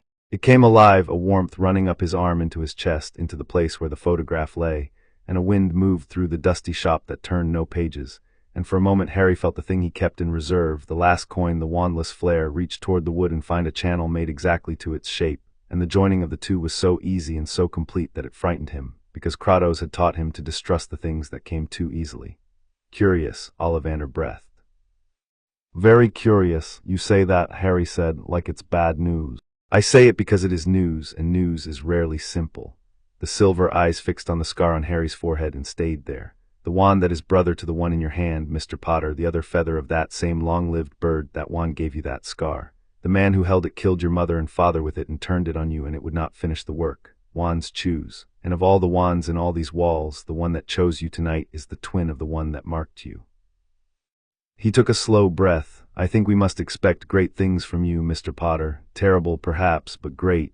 The two so often share a doorway." Kratos, who had stood silent through all of it, spoke from the shadow by the door. "He will not lean on it." Ollivander turned. "I beg your pardon, the wand." Kratos came forward into the lamplight, and beside the slim, silver-eyed man he was an outcrop of gray stone. "You wizards make a crutch of these sticks. You point them and the world obeys, and you forget that the strength was in you and not in the wood, and so the day a thing takes the wood from your hand you stand in the open with nothing, having spent your life forgetting you were ever a weapon yourself." He looked at Harry, at the holly wand alive in his hand. "You will learn it. It is a good tool, and you will master it as you mastered the bronze and the shield. But you will train as hard wandless as with it, harder, because the enemy that is coming for you will know that wizard's lain on the wood, and it will take the wood first, and on that day you will smile because you never needed it, and the thing that took it will understand too late that it has disarmed the wrong half of you." Ollivander looked from the gray giant to Harry and back, and the scholarly delight on his face had deepened into something nearer to awe. "In 200 years of fitting wands," he said, "I have never heard anyone tell a child that the wand was the lesser half of him. And I find, sir, that when you say it, I believe it." He wrapped the holly wand in its paper with hands that were not quite steady. 7 galleons, and take this freely, the both of you. The man with the brother wand has not been seen in 11 years, and the street says he is dead, and the street is wrong. I fit a wand to a thin pale boy half a century ago, and I have never stopped feeling the shape of what he became. He is gathering himself. I feel his wand stir on nights it should be still. And now its brother walks into my shop in the hand of the only child who ever survived it. The moon eyes lifted. "Go carefully. The doorway between great and terrible is very crowded just now, and you are standing squarely in it." They stepped out of the dim shop into the bright alley, and the holly wand was a warmth inside Harry's coat beside the cold square of the photograph, the two of them lying against his chest, the future and the past, and he had perhaps 3 breaths to consider the weight of both before the screaming started at the far end of the street. The screaming came from the bank end of the alley, and it came with the cold. Harry felt the cold before he saw the cause, the green coin cold off the tarn here, in the middle of a spring afternoon in the heart of the wizarding world, and the bottom dropped out of the bright street. Frost ran up the cobbles in a spreading sheet. The fountain that ran uphill froze mid-rise, and out of the side lanes, out of the dark mouths Harry had marked the moment he entered because no one else had, came the dead. They came among the soft crowd the way wolves come among penned sheep, and the crowd did what penned things do, which was surge and scream and crush toward the single far end of the alley, the one door, exactly as Kratos had said they would. Revenants, a dozen of them, grave cloth and gas flame eyes, the same dead that climbed out of the tarn at home, but driven now, herded by figures who walked behind them upright and unhurried and unafraid, men and women in dark robes with silver masks shaped like skulls, wands out, and where they pointed their wands the dead surged forward, and where they pointed them at the fleeing crowd, people fell. "They've brought the dead into the city," Harry said. His voice came out flat, the voice the chalk square had built, the voice that kept the world at the right distance so the hands could work. "The masks are driving them." The masks served the man Dumbledore named. Kratos shrugged off the long gray coat in one motion, and the wrapped forearms and the size of him were suddenly the most honest things on the street. and the man serves what hunts us, and so the dead are here. This was sent to be seen. Stay on my left. Today they learn the cost of being seen. He drew the axe from where it had ridden under the coat, and the spring sun ran along its edge. The living first. The crowd has one door, and they will die in front of it. We open them a second door. Move. They move. What Harry did in the next 4 minutes he had done 10,000 times against stuffed turf in cold mornings, and his body did not know the difference between the practice and the street, which was the entire point of 10,000 cold mornings. He drew the ziphos from inside his coat with his right hand, and he held the holly wand in his left where a shield would go, and he went into the press of dead at his father's left, and he worked. He did not fight the way the wizards fought. The masked figures threw light, jets of red and green that cracked the cobbles, and they fought at distance, the way men fight who have forgotten they have bodies, and the dead they drove had no such manner. Harry closed the distance the dead wanted closed and used it against them. A revenant lunged at a fallen woman, and Harry stepped inside its reach, took the grasping arm on his forearm and put the ziphos up under its jaw, and as it staggered he opened the door in his stance a hand's width and let the smallest flare go through the wound exact calm, and the thing came apart into water and the woman scrambled up and ran. He did not watch her run. There was another already coming. There was always another already coming. He had been made for exactly this, and he moved through it with a terrible economy that drew the eyes of the masked figures one by one, the realization spreading among them that the famous Potter child was not screaming and crushing toward the door with the rest, that the famous Potter child was killing his way across the street with a short bronze sword and a wand he was barely using and a face like cold weather. Kratos was the second door. He went up the center of the alley, and the dead broke on him like surf on a stone that does not notice surf. The axe did not hurry.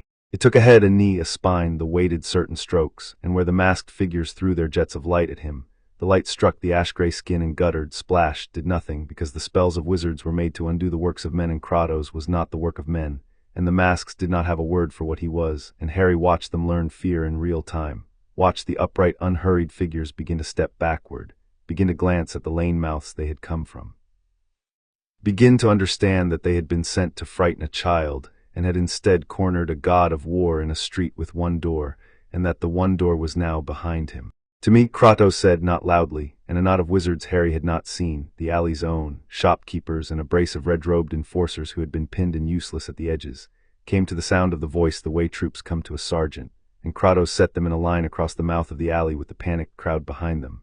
3 living men with wands, and he stood at the center of the line, and the line held because a line of shields is a wall no god ever built better. And he had just made 1 out of 3 terrified grocers, and a furious old woman with a wand, and the simple fact of standing where the fear stopped. The dead threw themselves at the line and died on it. The masked figures, their herd thinning, their spells useless against the gray thing at the line's center, did the arithmetic that the goblin had said was the truest thing on the street, the arithmetic of cost, and decided the cost had come due. They began to withdraw into the lane mouths, all but one. One of the masked figures did not withdraw. It stood in the center of the frozen street amid the last of the failing dead, and it lowered its wand, and it took off its silver skull mask, and the face beneath was a woman's face, ordinary, mild, the face of someone you would pass in any street, and that was the most frightening thing Harry had seen all afternoon, because the eyes in the ordinary face were not the woman's eyes. They were lit from behind with the cold green marshlight Harry had seen pulsing up through the tarn, and when the mouth opened the voice that came out was the voice from the hound, the voice from everywhere, the woman's voice laid over a stolen throat like a hand inside a glove. Ghost of Sparta, it said, and the screaming crowd and the frost and the dying dead all seemed to recede, until there was only the cold green eyes and the patient ancient voice in the middle of the broken street. You make walls out of grocers, how far you have fallen and how it suits you. The borrowed eyes moved to Harry and lingered, and there was a terrible fondness in them. And there he is, the wall on your left. I have wanted a proper look at him. Kratos did not leave the line. Harry understood, watching, that it cost him not to leave the line, that every part of his father wanted to cross the street and take the green-eyed thing apart with his hands, and that the thing knew it, and that staying in the line in front of the grocers and the crowd was its own kind of fight, the hardest kind, the kind he had been losing his whole life and was today by a hair winning. Say what you came to say, Kratos said. You did not send the dead into a city to look at a child. You sent them to deliver something, deliver it. The green eyes smiled with the borrowed mouth. I have, the Fury said, you are looking at it. This street will remember today, the Fury said through the borrowed mouth in the borrowed mild voice. It will remember that the dead walked in Diagon Alley in the daylight, and that the mask served a master they had been told was 11 years gone, and that the famous Potter child fought beside a gray giant out of no story they know. By nightfall every wizard on this island will be afraid, and fear is the soil I plant in, and you, ghost of Sparta, have just spent an afternoon tilling it for me. The green light pulsed behind the eyes. That is the message, not words, this. A whole city learning in 1 hour that the thing it stopped fearing is awake, and that it has friends now it cannot name. You will not have him, Kratos said. I do not need to have him. The thing in the woman's body tilted its head, almost gentle. I need only for you to know, every hour of every day that is left to you, that I am coming for him, and that you cannot close the door, because I am the thing that unmakes doors. You will sleep by the threshold of that little house until you are too tired to sleep at all, and one day the tiredness will win, as it always wins, and on that day I will be there. The eyes came back to Harry, and the fondness in them was the worst thing in the world. And you, child, you have a name to learn now. The man who made you an orphan is gathering himself in the dark, and he and I have an arrangement, and he would very much like to finish what his wand began. The Grey One will tell you to want nothing, to protect and not to chase. He told himself the same thing once in a glen far from here, and look how well it held. A pause, delicate, surgical. When you're tired of being told what to want by a man who took the whole world for himself and left you a pond and a hill, come and find me. I will give you the name and the means and the blessing of a thing older than any god to take back what was taken. I keep better company for the sons of the murdered than a cold man in a colder house. Harry looked at the green-lit eyes and the ordinary face, and he felt the hook go in, exactly where his father had warned him it would, in the place that wanted the name, that wanted to take something back, that had wanted to take something back since a cupboard and a slammed door, and he felt how easy it would be to reach for it. He did not reach for it. You talk a lot, Harry said, for something that has to borrow a mouth. The fury went still. My father holds a line in front of grocers, Harry said, because the grocers are his and you are nothing. That's the difference between you and him you keep not understanding. He's got things, you've only got grudges. A grudge is what's left when you've got nothing, and you've had nothing for 1,000 years, and it's made you small enough to live in a poor woman's head. He did not raise his voice. He had learned the voice that did not need raising from the best there was. Come to the glen, bring your war, we set 2 bowls in that house. We'll set out a 3rd for you, and then we'll put you in the ground you crawled out of, and my father won't even have to unwrap the things on the wall to do it. It was, he understood even as he said it, exactly the wrong thing and exactly the right thing. Wrong, because you do not taunt a patient enemy. Kratos had taught him that. Right, because the line about the things on the wall landed. He saw it land, saw the green light flinch at the mention of the wrapped blades, and he marked it. The fury feared them too, whatever they were, and the wrapped blades were a card his father held, one the enemy plainly knew. The borrowed face contorted. You are his through and through, the fury hissed. He has made you in his own image after all, the arrogance of him, the certainty, and then it stopped itself, and the mildness flowed back, and it smiled the borrowed smile one last time. Number, I will not be drawn by a child into spending myself in a street. I am patient. It is the whole of what I am. I will see you both again on ground I have prepared, and there will be no grocers to hide behind. The green light gathered itself. Watch now. Watch what I leave you, so that you remember the lesson the Grey One already knows and has been too kind to teach you, that there is always a cost, and that it is never paid by me. The marshlight went out of the woman's eyes all at once, like a snuffed lamp. And the woman, the ordinary mild woman whose body it had worn, came back into her own face for one instant, confused, blinking, a person again. A person who had been somewhere terrible and did not understand how she had got to a frozen street full of bodies. And she opened her mouth to ask a question, and then the thing that had ridden her left her entirely, the way a hand leaves a glove, and a borrowed mouth was all that had kept her standing, and she folded to the cobbles and did not move. Harry got to her first. He had crossed the street before he decided to, and he was on his knees beside her with his hands doing the things Kratos had taught him, the throat, the chest, the listening, and there was nothing to do, because the thing that had used her up, had spent her to make a point, and the point was made. She was perhaps 30. She had a wedding ring. She had not been a Death Eater. The silver mask had been put on her by force.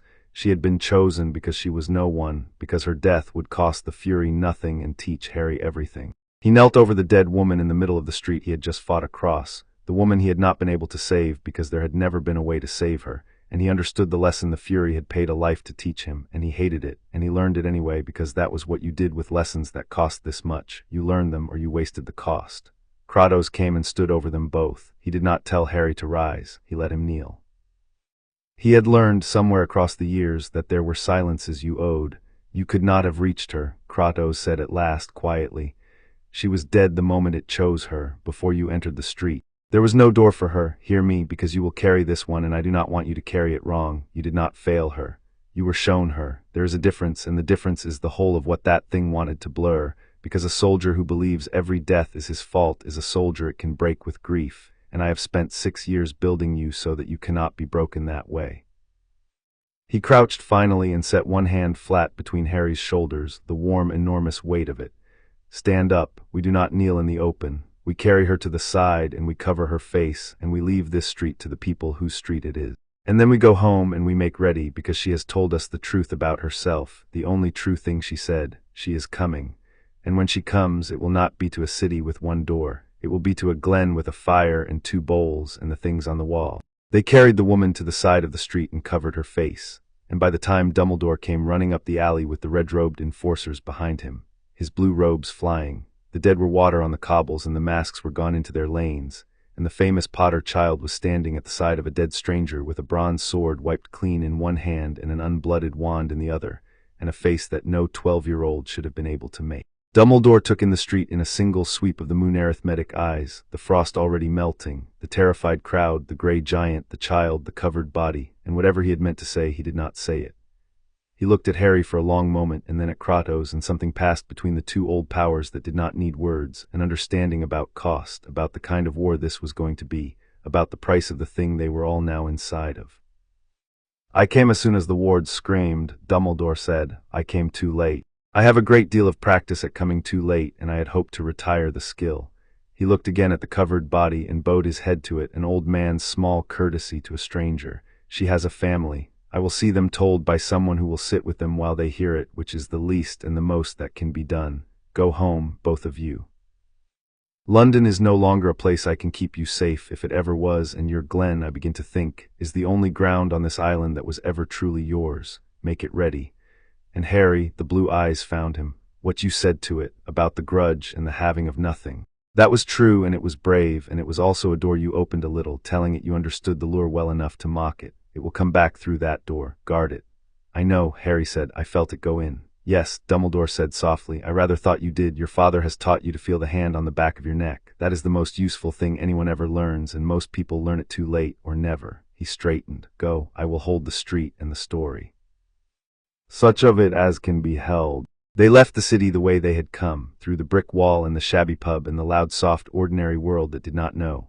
Yet what had walked through its margins, and Harry went on his father's left through the petrol stink and the crush, and his hand was flat over his coat, over the cold square of the photograph and the warm length of the wand, and between them the place where a new weight had settled that afternoon, the weight of a woman he had knelt over and could not save, the first of the costs. And not, he understood with the flat certainty the chalk square had given him, the last. Behind them, in a frozen street that was already thawing, the wizarding world began, exactly as the Fury had promised, to be afraid. And far to the north, in a glen at the worn seam of the living and the dead, a fire banked low in an empty house waited for the 2 of them to come home and make it ready for a war that had at last learned the way to their door. Chapter 4 and Chapter 5. The grudging one. They spent the summer making the glen ready to be the last ground, and Harry learned that waiting for a war is its own kind of war. He was 12, going on 13, and he had stopped growing into a boy and started growing into the shape the cold water and the bronze had been promising for 6 years. Lean and strung and economical, a thing that moved through the day, spending no motion it did not need to spend. He fought with the wand now as well as without it, mornings on the chalk square with the holly wand and the ziphos both, learning to make the wood and the body speak in one sentence, and Kratos drilled him on it as he drilled him on everything, refusing to be impressed, finding the flaw, making him run it again. The wand made the magic larger and cleaner and gave it reach, a spear where before he had only had a knife. But Kratos made him train an hour wandless for every hour with the wood, and on the days Harry resented it, Kratos said only, the enemy will take the wood, it will not take the hour, and Harry ran it again. The letters came now. Dumbledore's owls could find them since the hound had torn the seam, and they came every week, and they were not comfortable reading. The wizarding world had spent a decade telling itself a story, and the story had broken in a single afternoon in Diagon Alley, and the breaking had let the truth in all at once. The dark wizard had a body again. No one knew how. The manner of his return did not match any ritual the scholars knew, because it had not been a ritual, it had been a gift, paid for in a coin the scholars did not have a name for.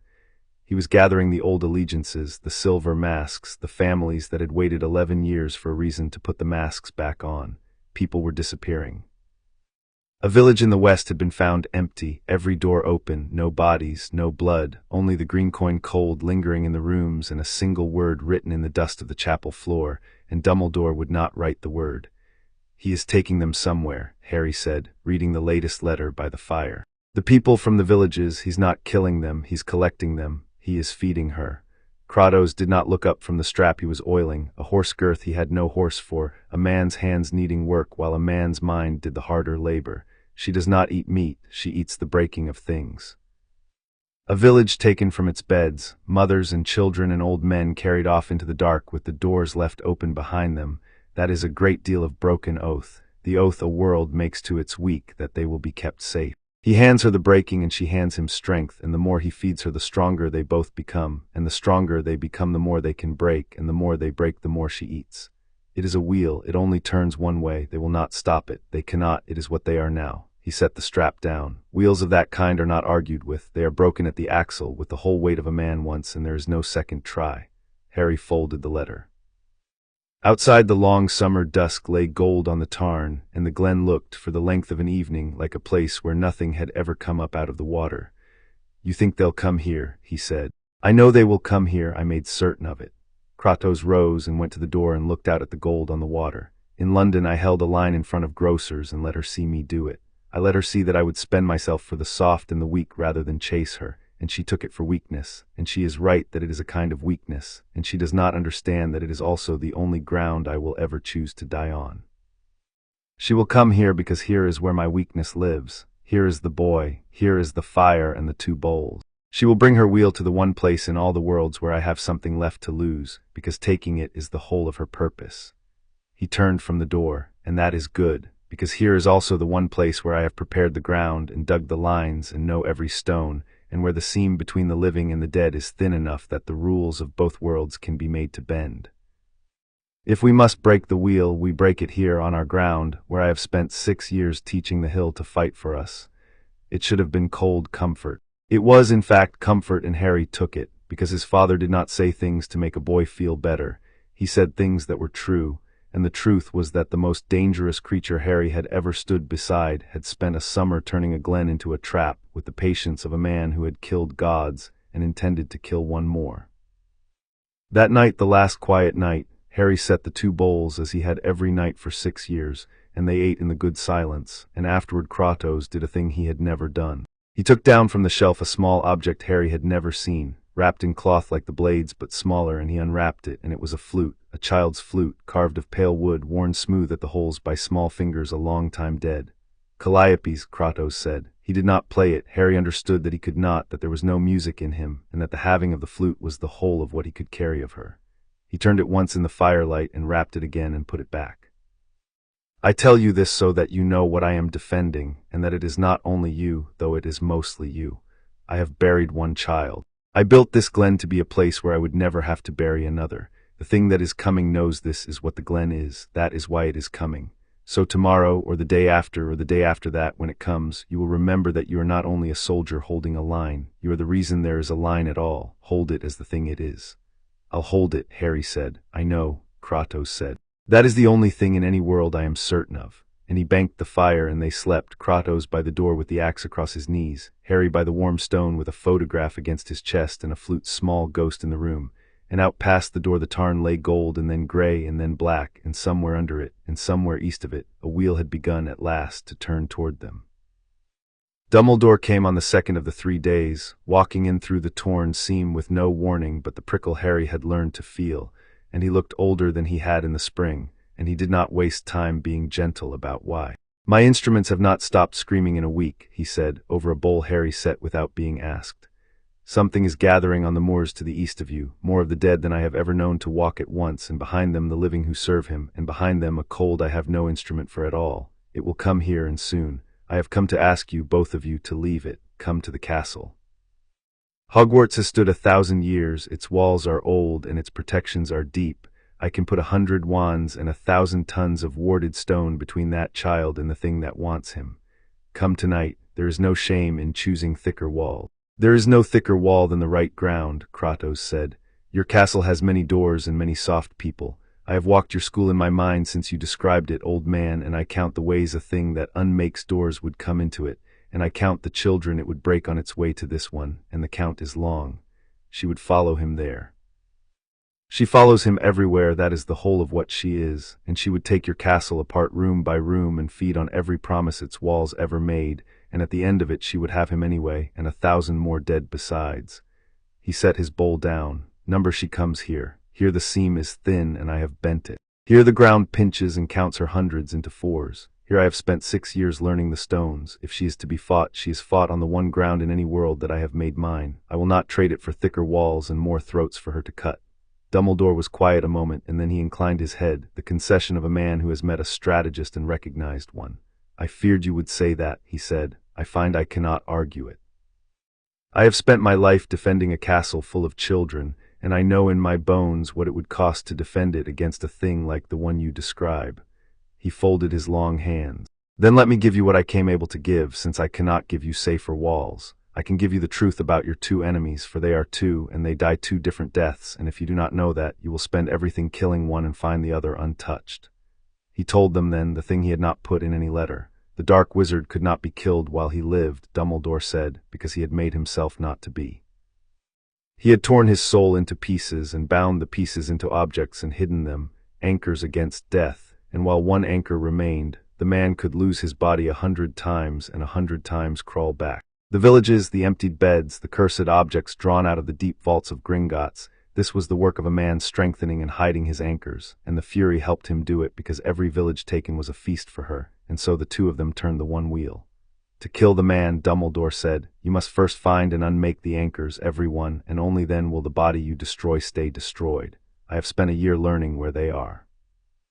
It is slow and it is bloody, and it is the war I am fighting while you fight yours. Leave that war to me and mine. Do not chase his body until I send you word that the anchors are gone. Strike the body too soon and you will have killed nothing and warned everything. And the other, Kratos said, the Fury, how does vengeance die? And here Dumbledore looked for a long moment not at Kratos but at Harry, and his blue eyes were very kind and very sad. I do not know that it can, he said. I have read everything that survives about the kindly ones of the old world, which is little, and the little agrees on one thing, that they were never killed, only bound or sated or outlasted. They are not creatures with a throat to cut. They are an idea the world insists upon, the idea that broken things must be answered for. You cannot kill an idea with an axe. He paused.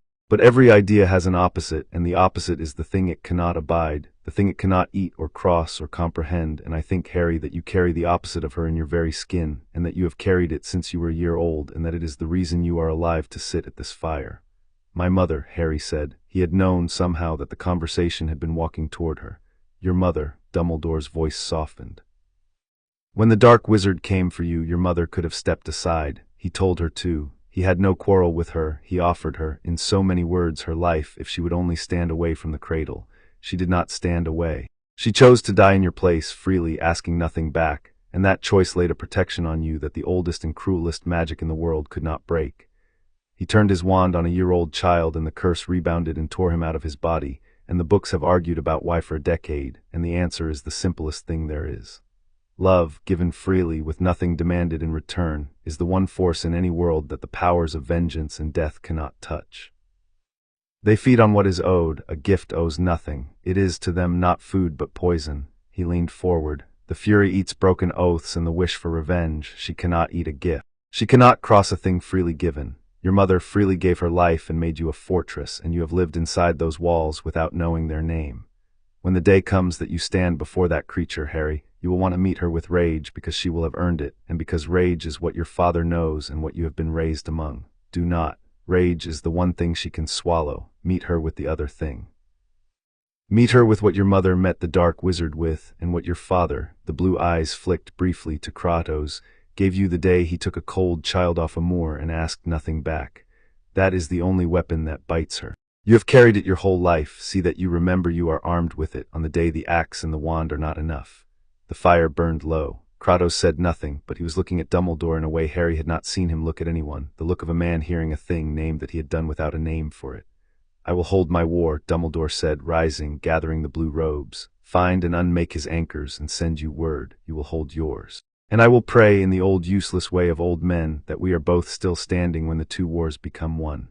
At the broken door of the glen he paused and looked back at Harry, and what he said last he said lightly, because the heaviest things are best set down lightly.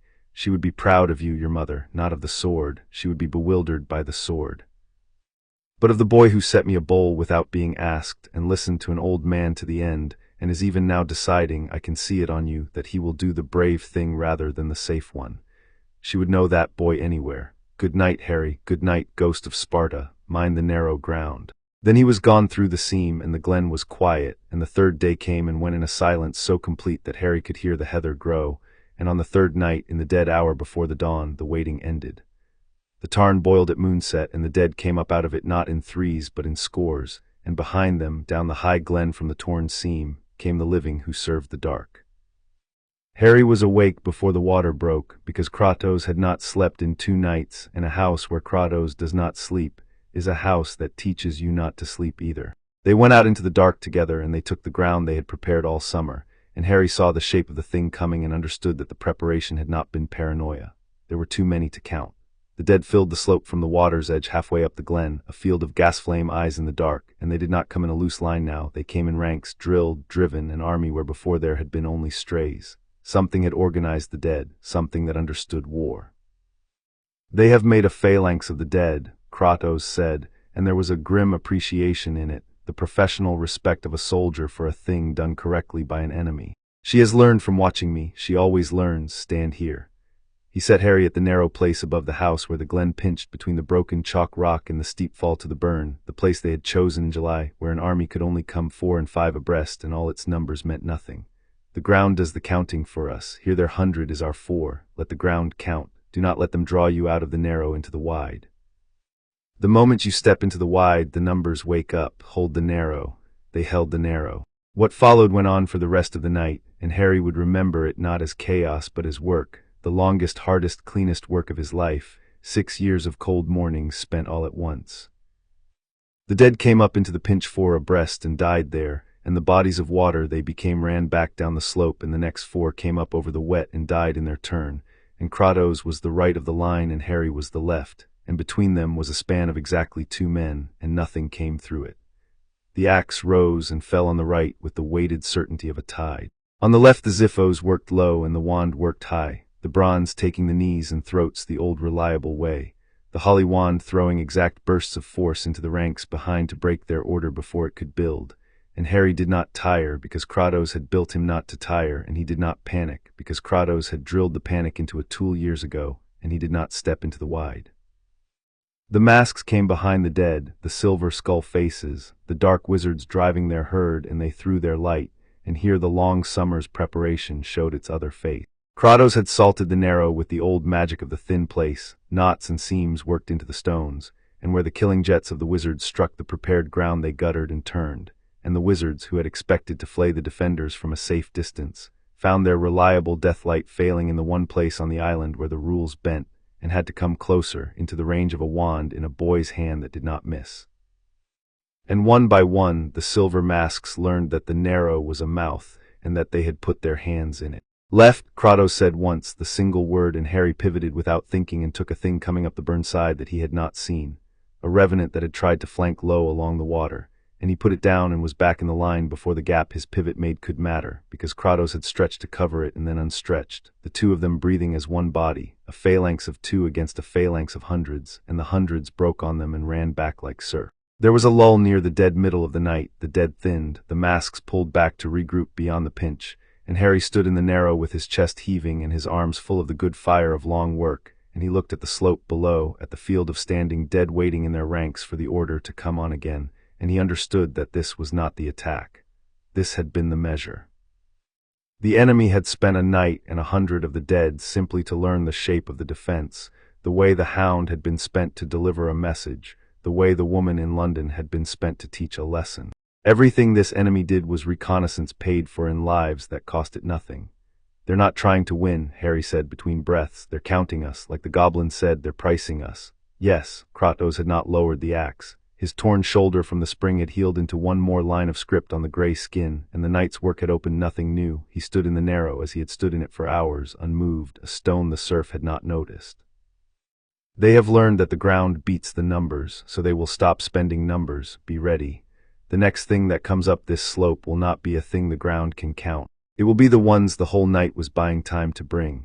Hold the narrow until you cannot, and when you cannot, you fall back to the door of the house, and we hold the door, and if we cannot hold the door, he did not finish it. He had a rule against finishing certain sentences, and Harry had learned to hear the whole shape of them in the breaking off. Drink, there on the rock, drink now. You will not get another chance before dawn, and dawn is the thing we are buying. If we live to the sun, the dead lose half their strength, and then it is only the living we fight, and the living can be killed and stay killed. By the sun, that is the whole of tonight, by the sun. Harry drank from the skin on the rock.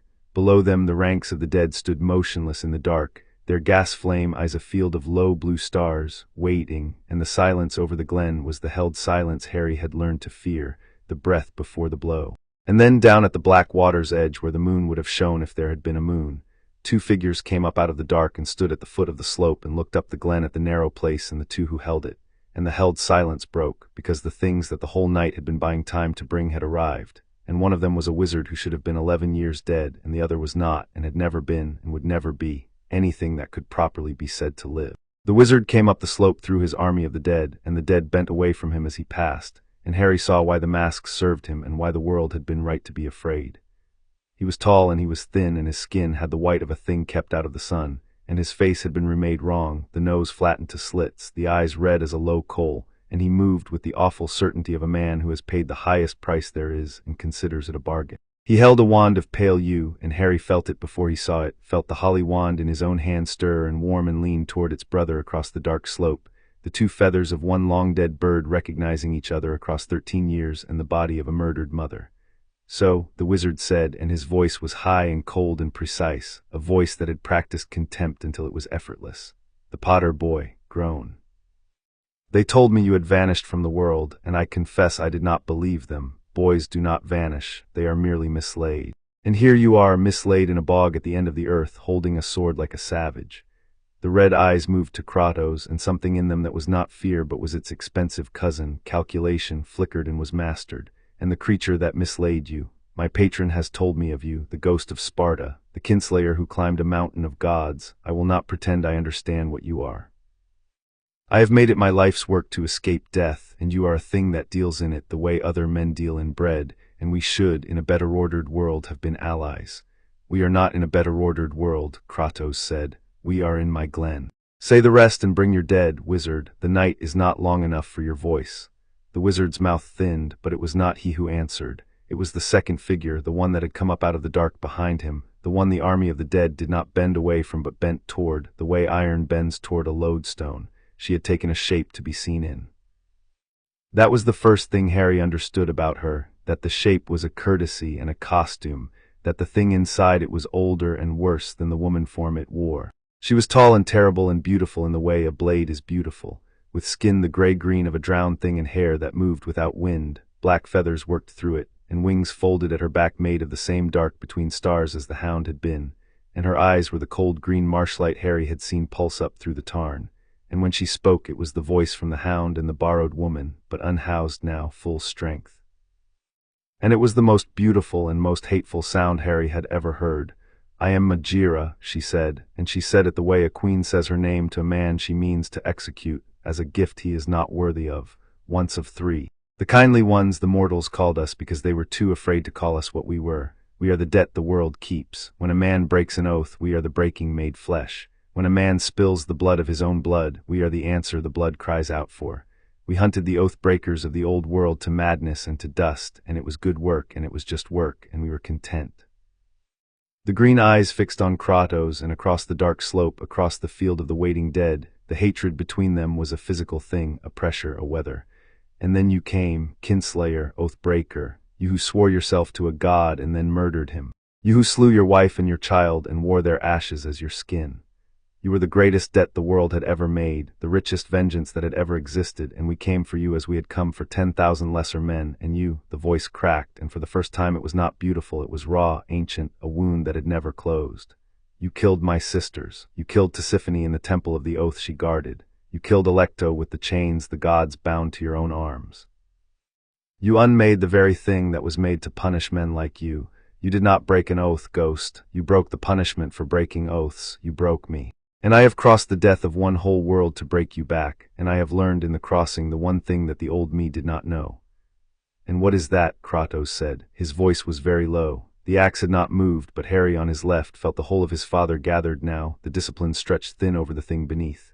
That you cannot be punished by being killed, Majira said, and the beauty came back into the voice, worse for the return. I tried for 100 years in the old world. Death is nothing to you. You have walked out of death more times than I can count. Number the punishment for what you are is not death. It is this, and she lifted one gray-green hand, and pointed it not at Kratos but at the narrow place beside him, at the left of the line, at Harry. It is to make another.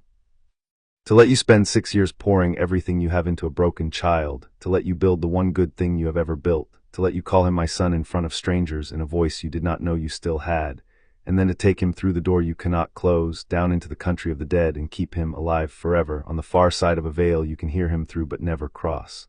That is the punishment for breaking the punishment. You taught me, Kinslayer. You taught me that the only way to make a god of war suffer is to make him a father, and then to make him bury what he loves a second time, slowly, forever, while it is still breathing. The dead stirred, the yew wand rose. And Harry, on the left of the line, in the place he had held for 6 years, felt the cold green eyes settle on him with that terrible fondness, and understood that the whole war, the villages and the masks and the woman in London, the whole turning wheel, had only ever been built to deliver him to this slope on this night, so that a thing older than the gods could take him away from his father in the one manner that would never stop hurting. Harry, Kratos said. He did not look away from Majira. His voice was steady and quiet and meant only for the left of the line.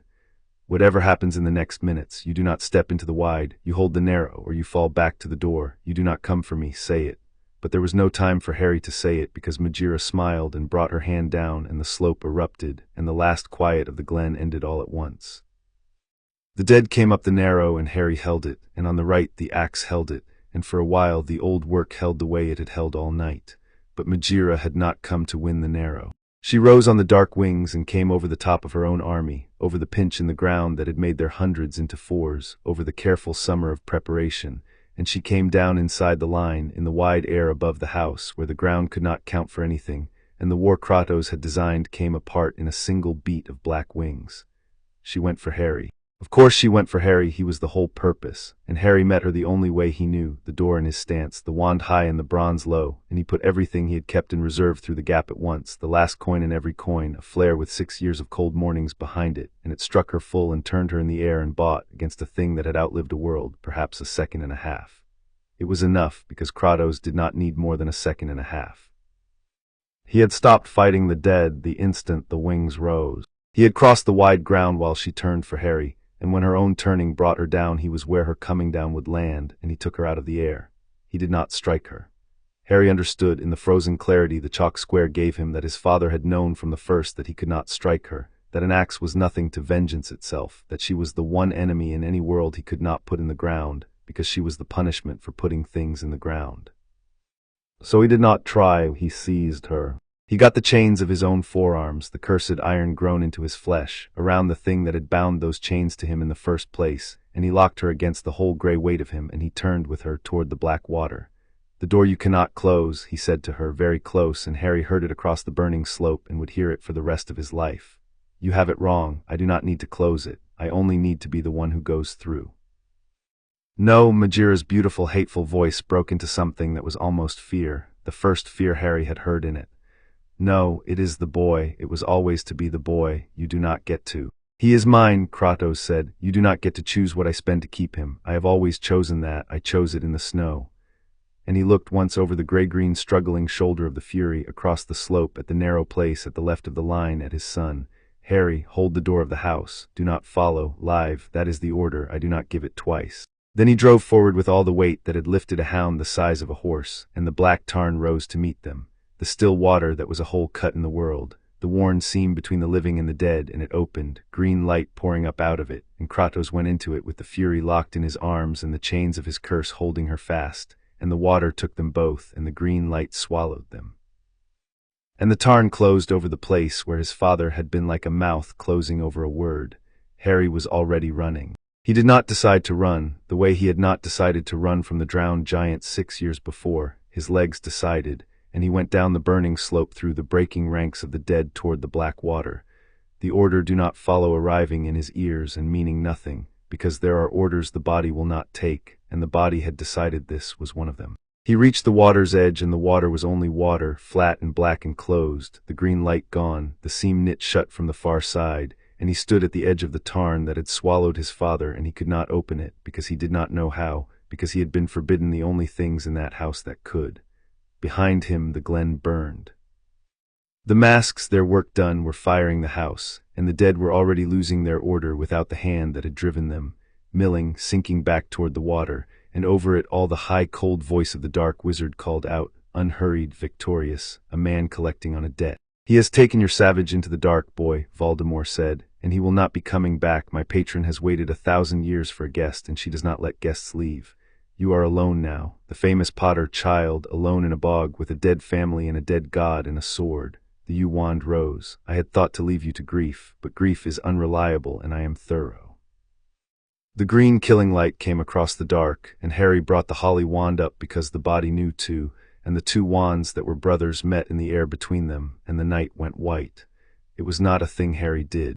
It was a thing the wands did, the two feathers of the one long-dead bird refusing across 13 years to destroy each other, locking instead a thread of furious gold light strung between the holly and the yew. And along the thread Harry felt the dark wizard's strength pour into his arm and felt his own pour back, the two of them welded by the wands into a single shaking circuit, and through it, for one impossible moment, Harry heard things screaming inside the yew wand, the echoes of every life it had taken.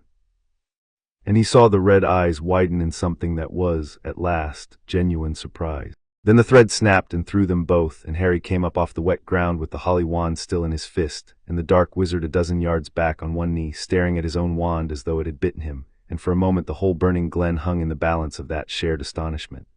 Brother wands, Voldemort breathed, and there was under the contempt the first thread of something that would keep him awake. So, the bird gave two feathers. No matter, wands can be changed.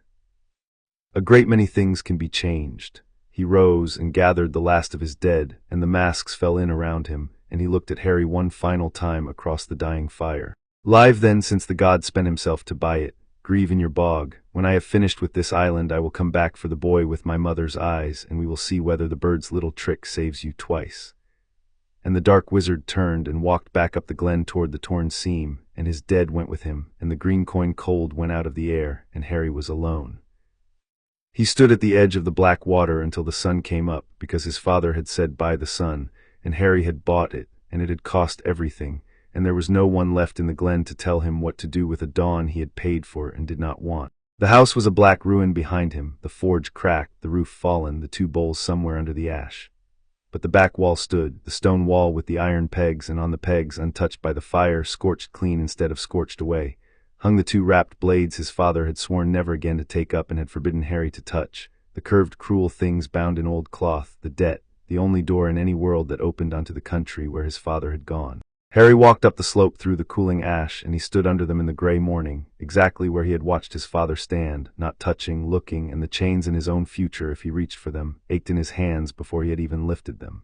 "Do not follow," his father had said. Harry reached up and took the blades down off the wall. Chapter 5 and Chapter 6. What the blades remember. The blades knew his hands before he had finished lifting them down. Harry unwound the old cloth in the gray morning, in the ruin of the only home he could remember, and the curved blades came out of their wrappings the color of old fire, and the chains that hung from their hilts uncoiled across the ash-strewn floor with a sound like something waking that had been promised it would wake. He had been forbidden to touch them. He understood why the instant his fingers closed on the worn grips, because they were warm and they should not have been warm, and the warmth ran up his arms and found the place in him where the magic lived. The door he opened a hand's width, and the blades did not ask permission to come through it. They simply came. The chains moved. They climbed his forearms the way ivy climbs, fast and certain, and where they crossed his skin they burned, not the clean heat of the forge, but a deep cold-edged burning that went past the skin and into the bone.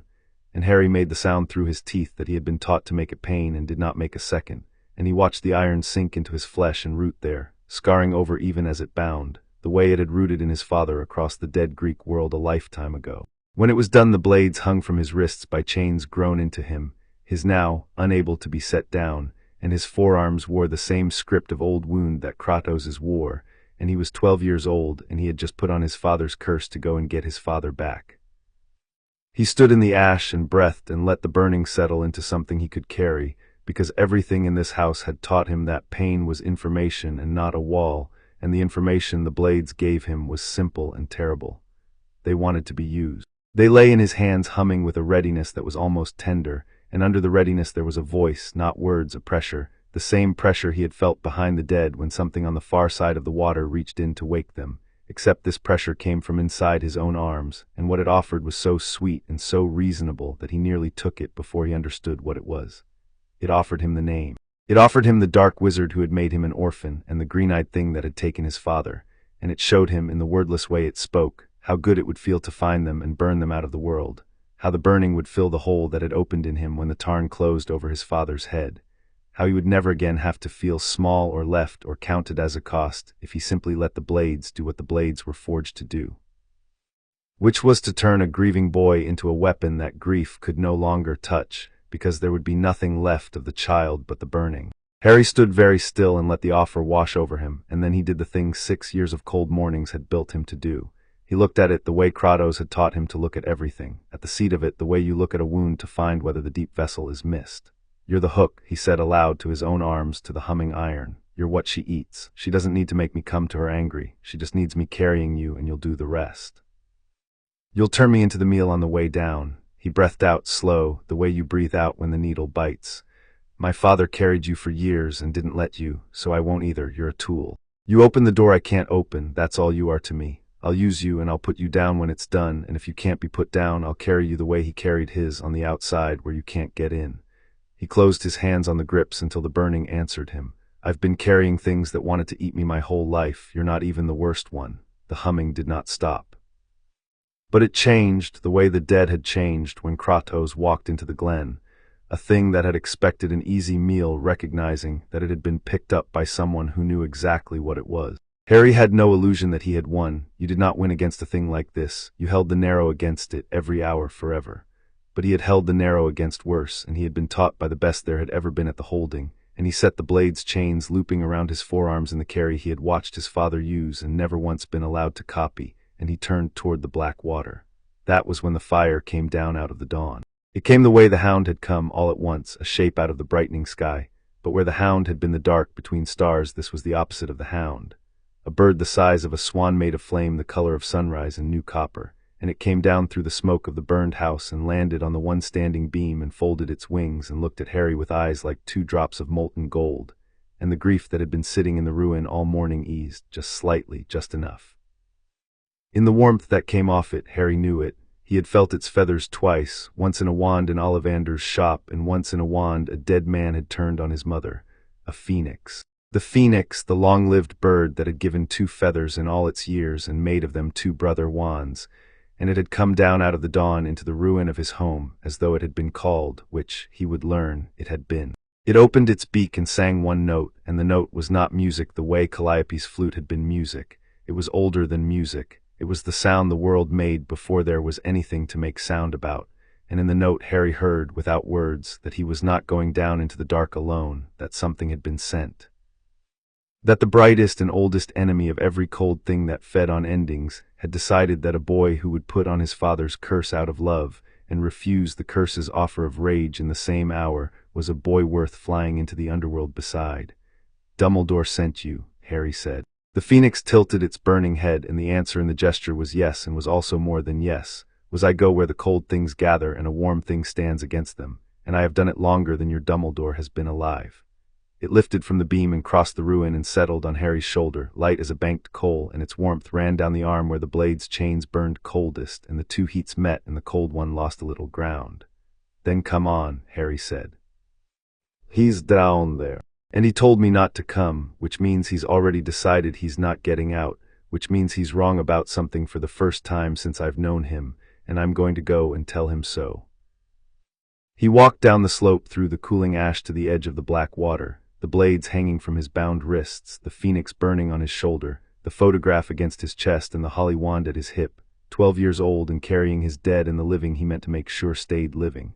And he stopped at the flat rock where the chalk square had been drawn and redrawn 10,000 times, where he had learned the door in his stance. And he looked at the still black water that was a hole cut in the world. "Open," he said, and he raised the blades of chaos and brought them down into the tarn. The blades went into the water and the water screamed. It was not the tarn screaming, it was the seam, the worn place between the living world and the dead one, and the chaos fire in the blades tore it the way the hound had torn the wards, except the hound had picked at a lock, and Harry put a key of underworld fire into it and turned. The black water peeled back from the blades in a circle, and the circle did not fill, and below it there was no bottom and no water, only a long throat of gray going down into a light that was not light, and the cold that came up out of it was the green coin cold raised to power Harry had never felt, the breath of the whole country of the dead exhaling up through a hole a boy had cut in its ceiling. He did not hesitate at the edge, because hesitating at edges was a thing he had been trained out of, and because his father was on the other side of it. He stepped off the flat rock into the throat of gray, and the phoenix spread its wings and the fall became a descent, the birds' fire holding them both above the worst of it, and they went down out of the living world into the place the dead were kept. It was vast and it was gray and it was wrong in a way the living mind was not built to hold, and Harry held it anyway because the chalk square had taught him that you do not get to choose the ground you fight on, you only get to read it. He read it as he fell. A plain without a sun, lit from everywhere and nowhere by the gray not light, rivers that ran the wrong way. And the dead, more dead than there were living in all the world above, shades standing in their numberless ranks, men and women and children gone to gray, and Harry understood with a lurch that he knew some of them, that these were the originals of the things that climbed out of the tarn, that every revenant he had ever put down had been a hand reaching up from this, and that he had been fighting the overflow of an ocean for 6 years without ever seeing the ocean. The shades turned their gray faces up to him as he descended, to the child with the burning bird and the underworld fire on his wrists, the first warm thing to come down into the cold in longer than they could remember, and the blades sang in his hands and showed him how easy it would be to cut his way through them, how the chaos fire would scythe the gray ranks like barley, how good it would feel to be the only burning thing in a world of cold. "No," Harry said to the blades, and he kept the fire banked. The shades were not his enemy, the shades were the cargo. Something drove the dead the way something had driven the revenants, and you did not win a war by killing the driven, you found the driver. Kratos had taught him that with 9 crows in a ring, he would not spend the fire on the herd. He landed on the gray plain, and the phoenix lifted from his shoulder and flew a slow circle overhead, a coal in a world of ash, and by its light the nearest shades fell back, and a path opened, and at the head of the path stood a figure that was not a shade. It was tall and robed, and it carried a long pole, and it stood at the edge of one of the backward-running rivers beside a flat gray boat, and where its face should have been there was a deeper gray, and it looked at Harry with the patience of a thing that had ferried every soul that had ever died and was in no hurry because it had eternity and its passengers had nothing else. "The living do not come down the throat," the ferryman said. Its voice was the sound of a slow current over stones. "They come down the long way on their backs when their time is spent. You have cut the ceiling with the old fire and walked in wearing your skin. There is a toll for that. There is always a toll." "Amit," Harry said. He had learned tolls at Gringotts. He had learned them earlier than that in a house where everything cost and the only honest people were the ones who told you the price up front. "The toll is a truth," the ferryman said. "You may cross my river toward the one you came for, but you will tell me first why you came, and you will tell me the true why, not the why you have dressed for the journey. Lie to me and the river keeps you, and you join the cargo, and your warm bird flies home alone." The dead are owed honesty. It is the one thing the living never give us. Pay it. Harry stood at the edge of the backward river with the blades humming their easy answer up his arms. "Say vengeance, say you came to make them pay. That is a why the underworld respects." And he looked at the faceless gray of the ferryman and he told it the truth instead, because the truth was the only currency that had ever spent in the house that made him. And because Dumbledore had told him, by a fire 3 nights and a lifetime ago, that the thing that hunted him could eat every why but one. "I came because he set out 2 bowls," Harry said. The ferryman did not move. "That's the true why, not the names, not to make anyone pay. There's a thing in my arms right now screaming at me that I came for revenge, and it's lying, because revenge is what it eats and it wants me fat. I didn't come down here to take anything back." His voice was steady, the voice that did not need raising.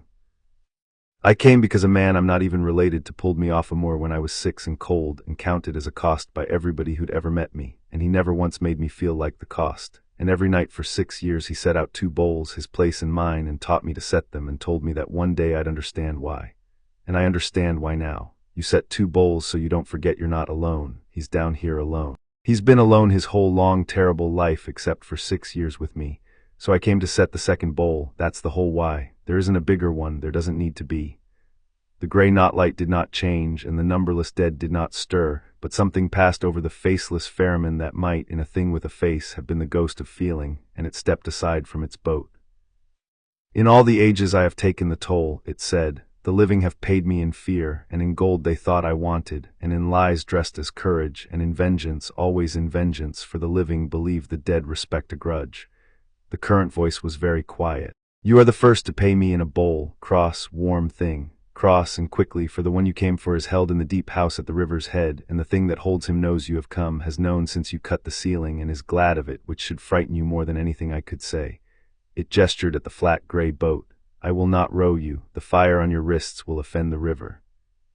But the bird will carry you over, and what you find at the river's head you will wish you had not, and you will go to it anyway, because you came to set a bowl, and a bowl is not set from the safe side of a river. Harry stepped past the boat to the river's edge, and the phoenix came down and he took hold of it, and it lifted him over the backward water, over the gray current that wanted the fire on his arms and did not get it, and set him down on the far bank where the plane rose toward a structure he could see now at the head of the river. A house, if a house could be built of the same gray wrongness as everything else, vast and low and waiting. With a green marshlight pulsing slow in its windows like the light he had seen come up through the tarn on the worst nights of his childhood.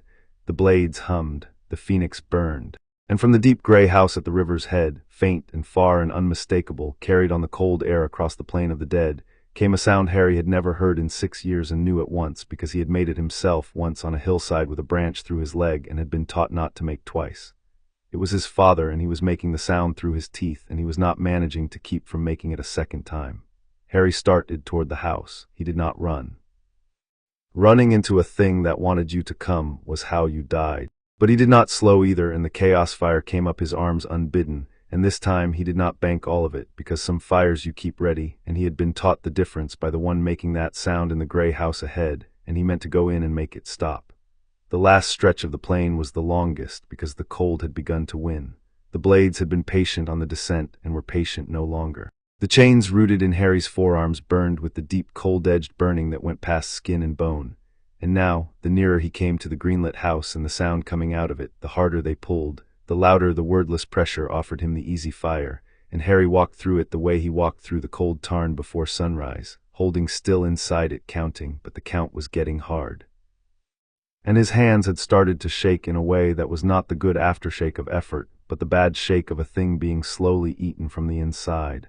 The phoenix saw it before he did. It came down off the gray air and landed on his shaking forearm, directly on the rooted chains, light as a banked coal, and it bent its burning head and wept. Harry had not known a bird could weep. 3 drops fell from the molten gold eyes onto the iron grown into his flesh, and where they struck, the cold burning stopped. Not the chains stayed, they were his now and could not be unmade. But the burning eased and the deep ache pulled back, and for the first time since he had taken the blades down off the wall, his arms were quiet, and into the quiet, faint and astonished, the wordless pressure of the blades faltered, as though something in them had met a thing it did not have an answer for. Harry stood on the gray plain with the bird weeping warmth onto his father's curse, and he understood something he would not have words for until later, until it mattered most.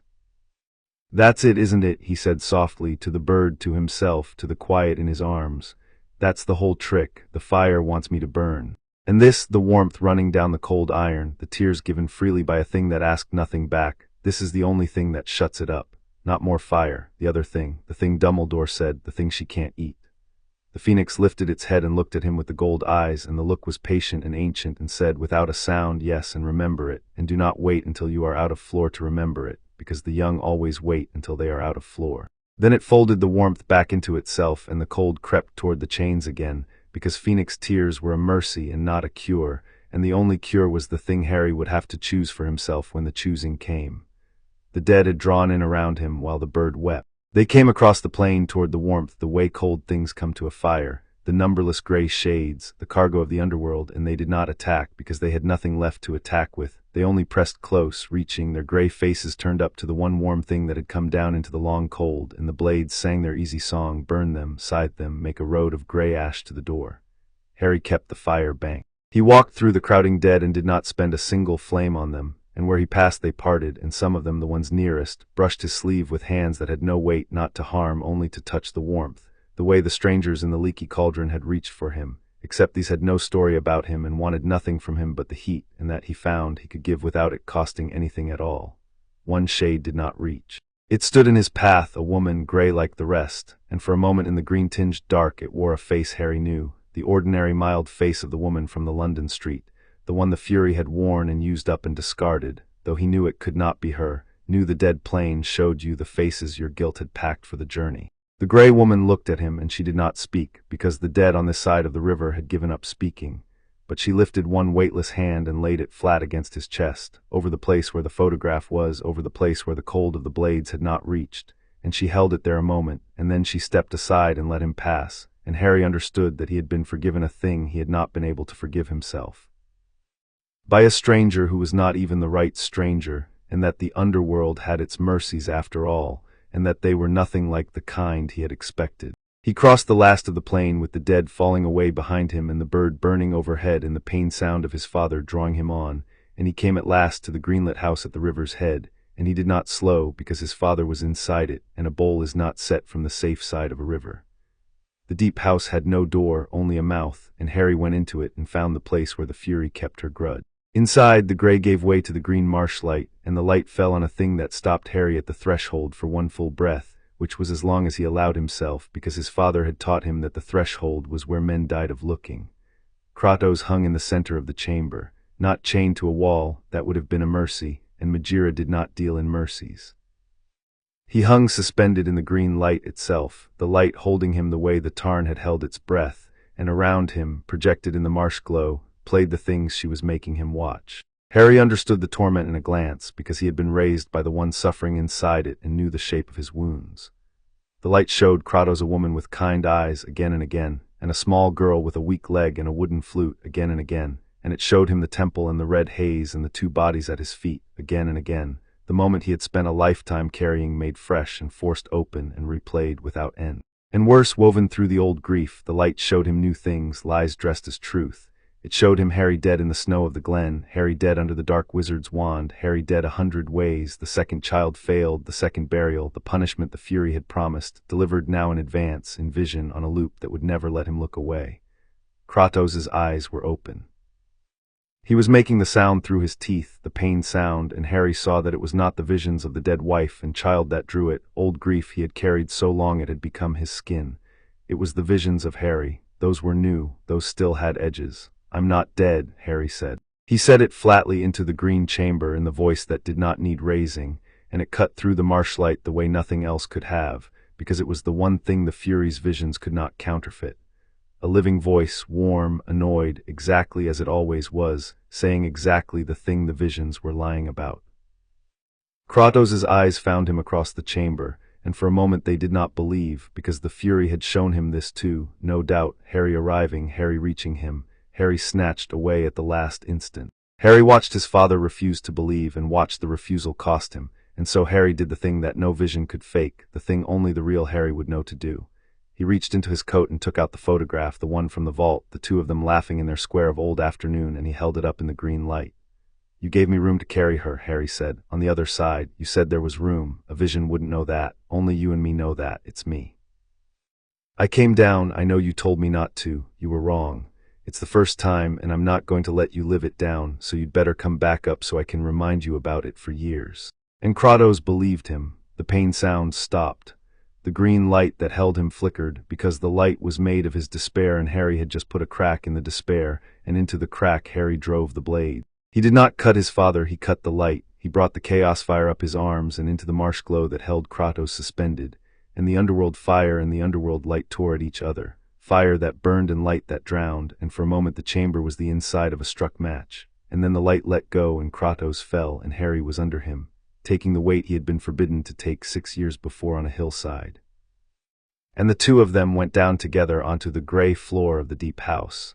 For a moment neither moved. Kratos' hand came up and closed around Harry's forearm, around the place where the new chains had rooted into the flesh that morning, and Harry felt his father go still in a way he had never felt him go still, and he knew what his father had found under his fingers before Kratos said it.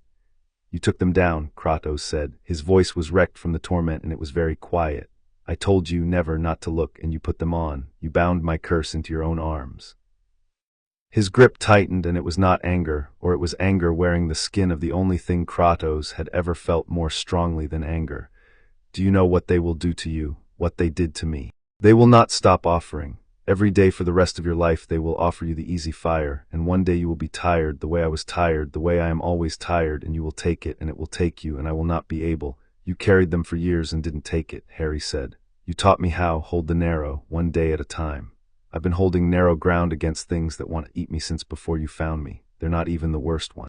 I told them so on the way down. He got his shoulder under his father and stood, bringing them both up, the way Kratos had stood him up in the snow without offering a hand, except Harry offered the hand because he was not his father, he was the thing his father had made, which was something a little warmer and a little less alone. "We're not doing this here. You can be angry at me about the blades for the next 40 years. You can put it on the list with the time I spilled the water and the time I fell on the hill. We're going home, and you're going to be angry at me by the fire where it's warm. Get up. We do not kneel in the open. You taught me that too." Something moved in the ash-gray face that had nothing to do with the torment, something that the marshlight could never have counterfeited because the Fury did not have it in her stores, had never had it, would never understand it. Kratos got up. He took the weight off Harry and stood on his own, swaying, and he looked at his son, at the photograph in one hand and the blades hanging from the other, at the bird of fire that had come down through the mouth of the house and now burned overhead lighting the gray, and whatever he had meant to say about disobeyed orders, he did not say it. He said something else instead, 4 words in the voice that did not rise and did not soften, and they were the highest praise he had ever given and the only words that mattered. "You set the bowl," Kratos said. "Course I did," Harry said. "Now let's go." But the green light, which had let go of Kratos, had not gone out. It had only gathered, drawing back into the walls of the deep house and pooling there, brightening, and from the pooling light came the sound of slow applause, 2 gray-green hands striking each other, unhurried, delighted, and Majira stepped out of the wall of her own domain wearing her terrible true shape, the drowned skin and the moving wings and the eyes of marshlight, and she was smiling, and Harry understood, a half-second too late. Exactly what he had walked into, and exactly why the ferryman had said the thing that held his father would be glad that he had come. "Oh," the Fury said, savoring it, "but I am not finished with either of you. Did you think you had broken in, child? I left the throat open, I let the old fire cut my ceiling. I have wanted you both in my house, on my ground, at the foot of my river, since the night your father took you off that moor, and now the kinslayer is here, and the son he made is here, and the son has even been so good as to put the cursed blades back into the world and bind them to a fresh young soul that has not yet learned how to refuse them forever." Her wings spread, and the deep house filled with the green light, and far behind her, at the back of the chamber, another figure stepped out of the dark, pale and thin with eyes like low coals and a yew wand in his hand, because the 2 wars had become one at last, on the worst possible ground in the country of the dead, where the dead wizard's anchors made him stronger than he had ever been above. "Welcome," Majira said, "to the place where it ends, both of you, at once, as I have planned since before this boy could walk." The deep house became a battlefield, and Harry learned within the first exchange that this ground was the worst he had ever stood on, because here the enemy was strongest and his father was weakest, and the Fury had arranged both on purpose. Kratos moved to put himself between Harry and the 2 of them, the old reflex, the wall, and the Fury let him, because she wanted him standing. He went for her first. She was the older Det, and the axe that had taken a hound the size of a horse out of the air went through her and found nothing, passed through the gray-green shape as through smoke, and where it passed the shape only laughed and reformed. You could not strike vengeance. Harry had known it since the slope. He watched his father know it again, watched the certain weighted strokes find only air, and watched what it cost a man whose whole life had been the solving of problems with the edge of a weapon to stand in front of an enemy no edge could touch. "You feel it," Majira said, drifting through his blows like weather, "the helplessness. I have waited 1,000 years to give it to you, Kinslayer. Strike me again, strike all night. You cannot kill the thing the world made to punish you. There is no axe for me. There has only ever been the one weapon that bites me, and you, of all the creatures that walk, will never lift it because you do not have it in you. You burned it out of yourself in a temple before this boy's grandfather was born." And while she held Kratos in his useless fury, the dark wizard came for Harry. Valdemar in the country of the dead was a different thing than Valdemar on the burning slope. Here, where his soul anchors made him native, where death was the local weather and he had spent 11 years learning to wear it, he was terrible, and Harry, 12 years old with a holly wand, was overmatched in a way he had not been overmatched since the first night with the drowned giant. The yew-wand spoke and the gray floor erupted. Harry rolled through it the way the chalk square had taught him and came up casting. And the brother wands strained toward each other, and the dead wizard laughed and did not let them lock this time, having learned the trick, throwing curse after curse that Harry turned and dodged and could not answer, driven back across the chamber, back toward the wall of green light, exactly where the Fury wanted him. "You fought my dead in a street," Voldemort said, unhurried, hurting him, "and you held a line in a bog, and your savage taught you well, I will grant the corpse that. But you are a child with a stick, and I have made myself into the only thing in any world that cannot die, and you are very nearly out of floor." A curse took Harry's legs from under him, and he went down hard on the grey stone, and the holly wand spun out of his hand into the dark, and he was on his back, unarmed of the wood, with the dead wizard standing over him and the yew wand coming down, and across the chamber he heard his father roar his name, and could not reach him through the green light that held them apart. So Harry reached for the blade. They had been screaming for it the whole fight, and now he stopped holding the arrow against them, just for a moment, just enough, and the chaos fire came up his arms in a flood, and he brought the blades around from the floor in a scything arc of underworld fire that the dead wizard had to leap back from fast. The contempt wiped off the remade face, and Harry came up off his back on the strength of the fire and drove the dead man backward across the chamber the way nothing else had, the blades trailing flame. The chains singing, 6 years of cold mornings, and the whole of his grief poured into the easy, terrible fire that asked only that he keep feeding it. And it felt good. That was the thing none of his training had prepared him for, the thing Dumbledore had tried to warn him of by a fire a lifetime ago. It felt good. The helplessness was gone. The smallness was gone. The child who had been counted as a cost and put out of a car and could not save a woman in a London street was gone, and in his place was a thing of fire that drove the dead wizard back and back and meant to burn him out of the world and every world, and the burning filled the hole, exactly as the blades had promised on the floor of the ruined house, and Harry let it fill, because his father was suffering and the dead man was retreating, and it was working. Majira turned from Kratos. She turned the way a flower turns to the sun, the way a starving thing turns to meat, and she left the kinslayer striking uselessly at empty air, and she drifted toward the rising fire and the child. And as she came she swelled, the gray-green shape brightening, the wings spreading wider, the marshlight in her eyes flaring, because here it was at last, the thing she had built 1,000 years and a war and a whole campaign of broken villages to bring about. Not the child's death, never his death, but his rage, the kinslayer's son taking up the kinslayer's curse and the kinslayer's fire and the kinslayer's vengeance, the wheel turning, the meal she had been promised cooking itself in front of her. Yes, she breathed and she fed and grew. Yes, there he is, there is his father's son. Burn the dead man, child, burn him to nothing, take it back, all of it, the mother, the moor, the woman in the street, the years they stole from you before the kinslayer found you. You have earned it, take it, and I will grow so fat on your taking that no power in any world will ever put me down again, and your father will watch you become me, which is the last and the sweetest thing I will ever do to him. And across the chamber, through the green light, Kratos stopped striking at the air. He stopped and he looked at his son wreathed in chaos fire, driving the dead wizard before him, growing into the very thing the blades had made of Kratos in a burning temple a world ago, and the fury growing fat on it. And Kratos did not roar and did not strike and did not reach for an edge, because he understood finally in the country of the dead, with his curse in his son's hands and the fury swelling toward both of them, that there had never been an axe for this. There had only ever been the one weapon that bit her. And he had spent Harry's whole childhood teaching him to be a soldier and a weapon and hard to kill. And he had taught him one other thing too, without ever once calling it by its name, on 1,000 quiet nights over 2 clay bowls, and it was the only thing that could save them now, and it could not be ordered, and it could not be drilled, and it could only be chosen by Harry in the next breath. With the fire singing in his arms and the dead man at his mercy, and the whole sweet logic of vengeance telling him to strike, Harry, Kratos said, he did not say it loud. He said it the way you say the one word that matters, across a burning chamber at the foot of a river of the dead.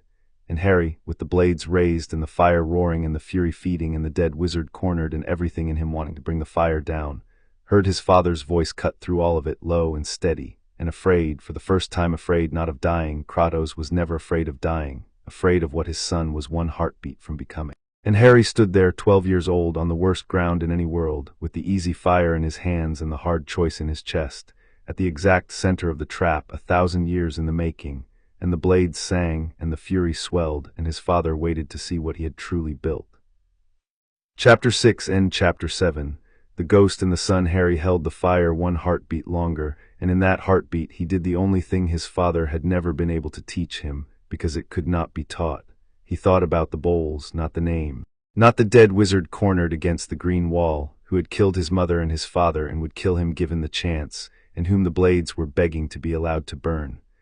Not the woman in the London street, or the moor, or the cupboard, or the long arithmetic of every house that had ever counted him as a cost. He let all of it go past him, the whole rich case for the burning, and he thought instead about a clay bowl set on a scarred table by a man who did not know how to say a kind word and so had said it in crockery every night for 6 years, your place and mine, and he understood, finally and completely, the thing Kratos had promised him he would understand one day, the thing the whole forging had been for. You did not set 2 bowls to remember the people who had wronged you. You set them to remember the people who were yours. The fire in his hands was for the first, the bowls were for the second, and a man only had so much room in him, and whatever he filled it with was the thing he became. Harry let the fire go out. He did not throw it at Voldemort. He did not bring it down. He simply stopped feeding it as he banked the hearth at night, and the chaos fire guttered and sank back into the blades, and the blades screamed in his arms, the wordless pressure rising to a shriek. No, he is right there, take it all. And Harry held the narrow against them the way he had held narrow ground his whole life, and he turned his back on the dead wizard entirely. He turned and he walked to his father. The fury, mid-swell, halfway to gorged, lurched as though the floor had dropped. The thing she fed on had simply stopped being made. One instant Harry had been a furnace of rage and grief and vengeance, the richest meal she had stalked in 1,000 years, and the next instant he was a boy crossing a room to a man he loved, and there was nothing in that for her, nothing at all. A gift has no broken edge to bite, and she went from feasting to famine between one of his steps and the next. What are you doing? She said, and the beautiful, hateful voice had something new in it. He is there, behind you, strike him, he killed your mother. He took everything, strike him. No, Harry said, and he did not turn around, and he did not raise his voice. You don't get to point me, my father told me that, a weapon gets pointed. A soldier decides, and I'm not even a soldier right now. He reached his father, who hung weak and swaying where the green light had dropped him, and Harry lifted the blades, and for one breath the whole chamber held still, the fury and the dead wizard and the burning bird, all of them certain the fire was coming after all. He cut his father's bond. The last shreds of green light that still clung to Kratos' wrists, the residue of the torment, Harry severed with the underworld fire, gently the way you cut a snare off a caught animal, and then he banked the blades again and he got his shoulder under his father's arm and he stood there holding him up, 12 years old, in the deep house at the foot of the river of the dead. And he said the thing aloud that he had never said in 6 years because the house that made him did not deal in saying it. And he said it now because the fury needed to hear it to starve. You're mine, Harry said. You hear me, not the other way round. Everyone my whole life decided whether to keep me or not, and you're the only one who ever did, and now it's my turn, and I've decided. You're mine. I came down through a hole in the world and across a river and into the house of a thing that eats gods to set the second bowl. So get up, we're going home. And Kratos, the ghost of Sparta, who had killed his way out of death more times than the dead could count, who had emptied Olympus and worn his murdered family as his skin, who had not wept since a burning temple a world ago because the oracle's curse had sealed the grief into his flesh where tears could not reach it, looked at the son he had built out of a starved cold child and his own bottomless grief, and something in the ash-gray face broke that had been frozen for an age. He did not weep. He could not, the curse did not allow it. But he reached up with one freed hand and gripped the back of Harry's neck, hard, the way a man holds the one thing he will not let the current take, and he bent his forehead down to rest against his son's, ash to skin, and he said in the wrecked low voice that did not rise and did not soften and had never once in 6 years said the plain word, I know, I have known since the snow. A breath, son. It was the only time he ever said it to Harry directly, and he never needed to say it again. And across the chamber the fury made a sound that no creature in any world had heard a fury make, because the thing she had built her entire ancient existence to deliver, the kinslayer's grief, the second burial, the punishment, had just turned into its exact and unbearable opposite in front of her, and there was nothing in the sight of it for her to eat, and she was, for the first time in 1,000 years, starving in the presence of a feast she could not touch. Majira came apart from starving and put herself back together out of fury, and she came at them across the deep house with her wings full of the green light, and her grief-fed strength bent now to a single purpose, which was to take by force the suffering they would not give her freely. Then I will make it, she shrieked, and her voice was the voice of every debt the world had ever refused to pay, every oath broken and unanswered. 1,000 years of just and patient hunger turned at last to rage. which was the one thing she had never let herself feel, because she had always been the punisher of rage and never its prisoner. If you will not grieve, I will give you something to grieve. I will take the boy apart in front of you, Kinslayer, slowly, and you will watch, and then you will hate, and then I will eat. Kratos let go of his son and stepped in front of him, and he did not raise the axe because he had finally understood in the country of the dead, with his curse bound into his child's arms and his child's love bound into his own chest, that there had never been an edge for her, and there had never needed to be. He reached back, and he took the blades of chaos out of Harry's hand. The chains that had rooted into Harry's forearms that morning came loose as Kratos took the grips, peeling out of the young flesh and flowing up the old, the curse returning to the one who had carried it longest, the father taking back the weight to spare the son, and Harry felt the cold burning leave him all at once and staggered with the lightness of it. The blades hung again from Kratos's wrists where they had hung for an age, the weapons forged in the fires under the world, chained to him by a god, the instruments of every terrible thing he had ever done, the thing he had sworn never again to lift and had wrapped in old cloth and hung on a wall and stood beneath in the dark for 6 years, unable to destroy them, unable to be free of them because the chains had never been iron. The chains had always been the grudge, and the grudge was over. Kratos held the blades of chaos in his hands for the last time, and he looked at Majira, the last of the three kindly ones, vengeance itself, the punishment the world made for men exactly like him, and he did not strike her, and he did not hate her, and he said the thing that unmade her in the low voice that did not rise and did not soften, the voice of a man laying a burden down. You are right, he said, I am a kinslayer, I broke every oath I ever swore. I killed my wife and my child and the gods who judged me and the world that watched. The debt is real. You are the realest thing in any world, and you are owed, and I have spent my existence proving you right, paying you in blood and in more blood, feeding you with one hand while I cursed you with the other, because a man who has done what I have done does not believe he is allowed to stop. His hands opened. I am stopping, not because the debt is forgiven, it is not, because I have found the one thing that is worth more than paying you, and it is standing behind me, and it called me home. You cannot have my grief because I have spent it. You cannot have my rage because I am setting it down. And you cannot have my son because he is the proof that a thing that was only ever a weapon can become a father, and there is no debt in that, Majira. There is only a gift, and you were never made to feed on gifts. And the ghost of Sparta opened his hands and let the blades of chaos fall. They fell from his wrists with no chains to catch them, the iron sliding out of the ancient scars as cleanly as it had rooted there a lifetime ago. And they dropped into the backward-running river of the dead, the curved cruel blades and their loose chains, and the dead water took them down the way it had taken his arms burning, and they sank and did not rise, and the god of war stood unarmed in the country of the dead for the first time since a god had bound him, and he was not afraid, and he was not diminished. And he had never in any world looked more like the thing the temple had failed to burn out of him. Majira screamed, and the scream had no rage left in it at the end, only the long ancient exhaustion underneath, because she was the debt the world kept, and the greatest debtor that had ever lived had just paid her in the one coin that closed the account forever, not with suffering, not with blood, but by simply finally stopping, and there was nothing left for her to punish, and nothing left for her to hunt, and nothing left for her to be. She came apart the way the hound had come apart, into black wind and frost and the smell of old graves, but slower, and as the green light went out of her by degrees, the marsh fire dimming in the terrible, beautiful eyes, the last thing Harry saw in them was not fury, and was not hatred. It was something that looked impossibly like relief, the relief of a thing that had carried a grudge alone since the death of one world and the unmaking of its sisters, that had wanted, somewhere under the 1,000 years, exactly what every grieving thing wants, which is to be allowed at last to set the grudge down, and could not because she was the grudge, and the only one who could ever set her down was the one she hunted, by choosing to set himself down first. It was good work, her voice said, from a long way off now, almost gentle, almost free. Once, when the world still paid its debts. You will not understand the loneliness of being the last just thing in an unjust world, Kinslayer. I hope you never do. And the green light guttered, and the wind tore through the deep house and up toward the throat Harry had cut in the ceiling, and Majira, last of the Furies, was gone, and the deep house was only gray and quiet and emptied of the thing that had built it.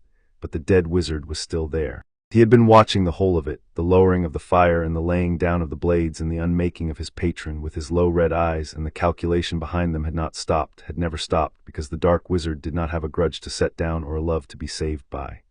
He had only the one thing he had always had, the thing that had driven him to split his own soul into pieces and hide them against the dark, and it did not weaken when vengeance died. It got hungrier. Voldemort understood his situation faster than any creature Harry had ever fought, and that was the most dangerous thing about him. more dangerous than the wand or the years of dark study. He took in the laid-down blades, the dead-emptied chamber, the unmaking of his patron, and he did the arithmetic in a single breath and reached the only conclusion that mattered to him, which was that the power that had made him native to this place had just died, and that he was now a living man standing deep in the country of the dead with the way out a long way up. He did not waste a word on Harry. He turned for the throat in the ceiling, the hole the chaos fire had cut, the one road back to the living world and his hidden anchors and the deathlessness he had bled his soul white to buy. The phoenix dropped across the opening and spread its wings, and the throat filled with sunrise fire, and the dead wizard pulled up short beneath a door of light he could not pass, because the bird that guarded it was the oldest enemy of every cold thing that fled from endings, and its fire was the one flame in any world that did not burn but only revealed, and there was nothing in Lord Voldemort that could bear to be revealed. He spun, and now he looked at Harry, and the red eyes had in them, at last, the thing Dumbledore had said no instrument could measure, and Harry had heard screaming inside the yew-wand on the burning slope. Fear, not of Harry. Of the grey country pressing in around him, of the numberless dead turning their faces toward the only living souls in their midst, of the simple, unbearable fact that he had spent his whole life building machines to keep himself out of this exact room, and had been delivered into the heart of it by his own patron's appetite. The wand, Voldemort said, and his high, cold voice cracked on it. The brother wand, where's your wand, boy? We are the only living things in this place, and the dead are waking to us. We have the same enemy now. The same single enemy. He was backing toward the center of the chamber, away from the reaching gray hands, his yew-wand swinging from the dead to Harry and back. Give me the throat, call off the bird. I can take us both out of here. I have studied death longer than any soul that ever lived. I am the only one who knows the way back, and then we settle our account in the living world where it is meant to be settled, where there are rules. There aren't any rules, Harry said. You taught everyone that. That's why they're afraid of you. He had found the holly wand. It had spun into the gray when Voldemort took his legs out from under him a lifetime ago, and it lay against the foot of the wall, and Harry crossed to it now, unhurried, the way his father crossed to a thing he intended to pick up. And he took it in his hand, and it was warm, and it leaned toward its brother across the chamber with the recognition of two feathers from one long-dead bird. Voldemort struck first. Of course he did. He was a man who had never once let another move first, and the green killing light tore across the deep house toward the child with his mother's eyes for the second time in their 2 lives.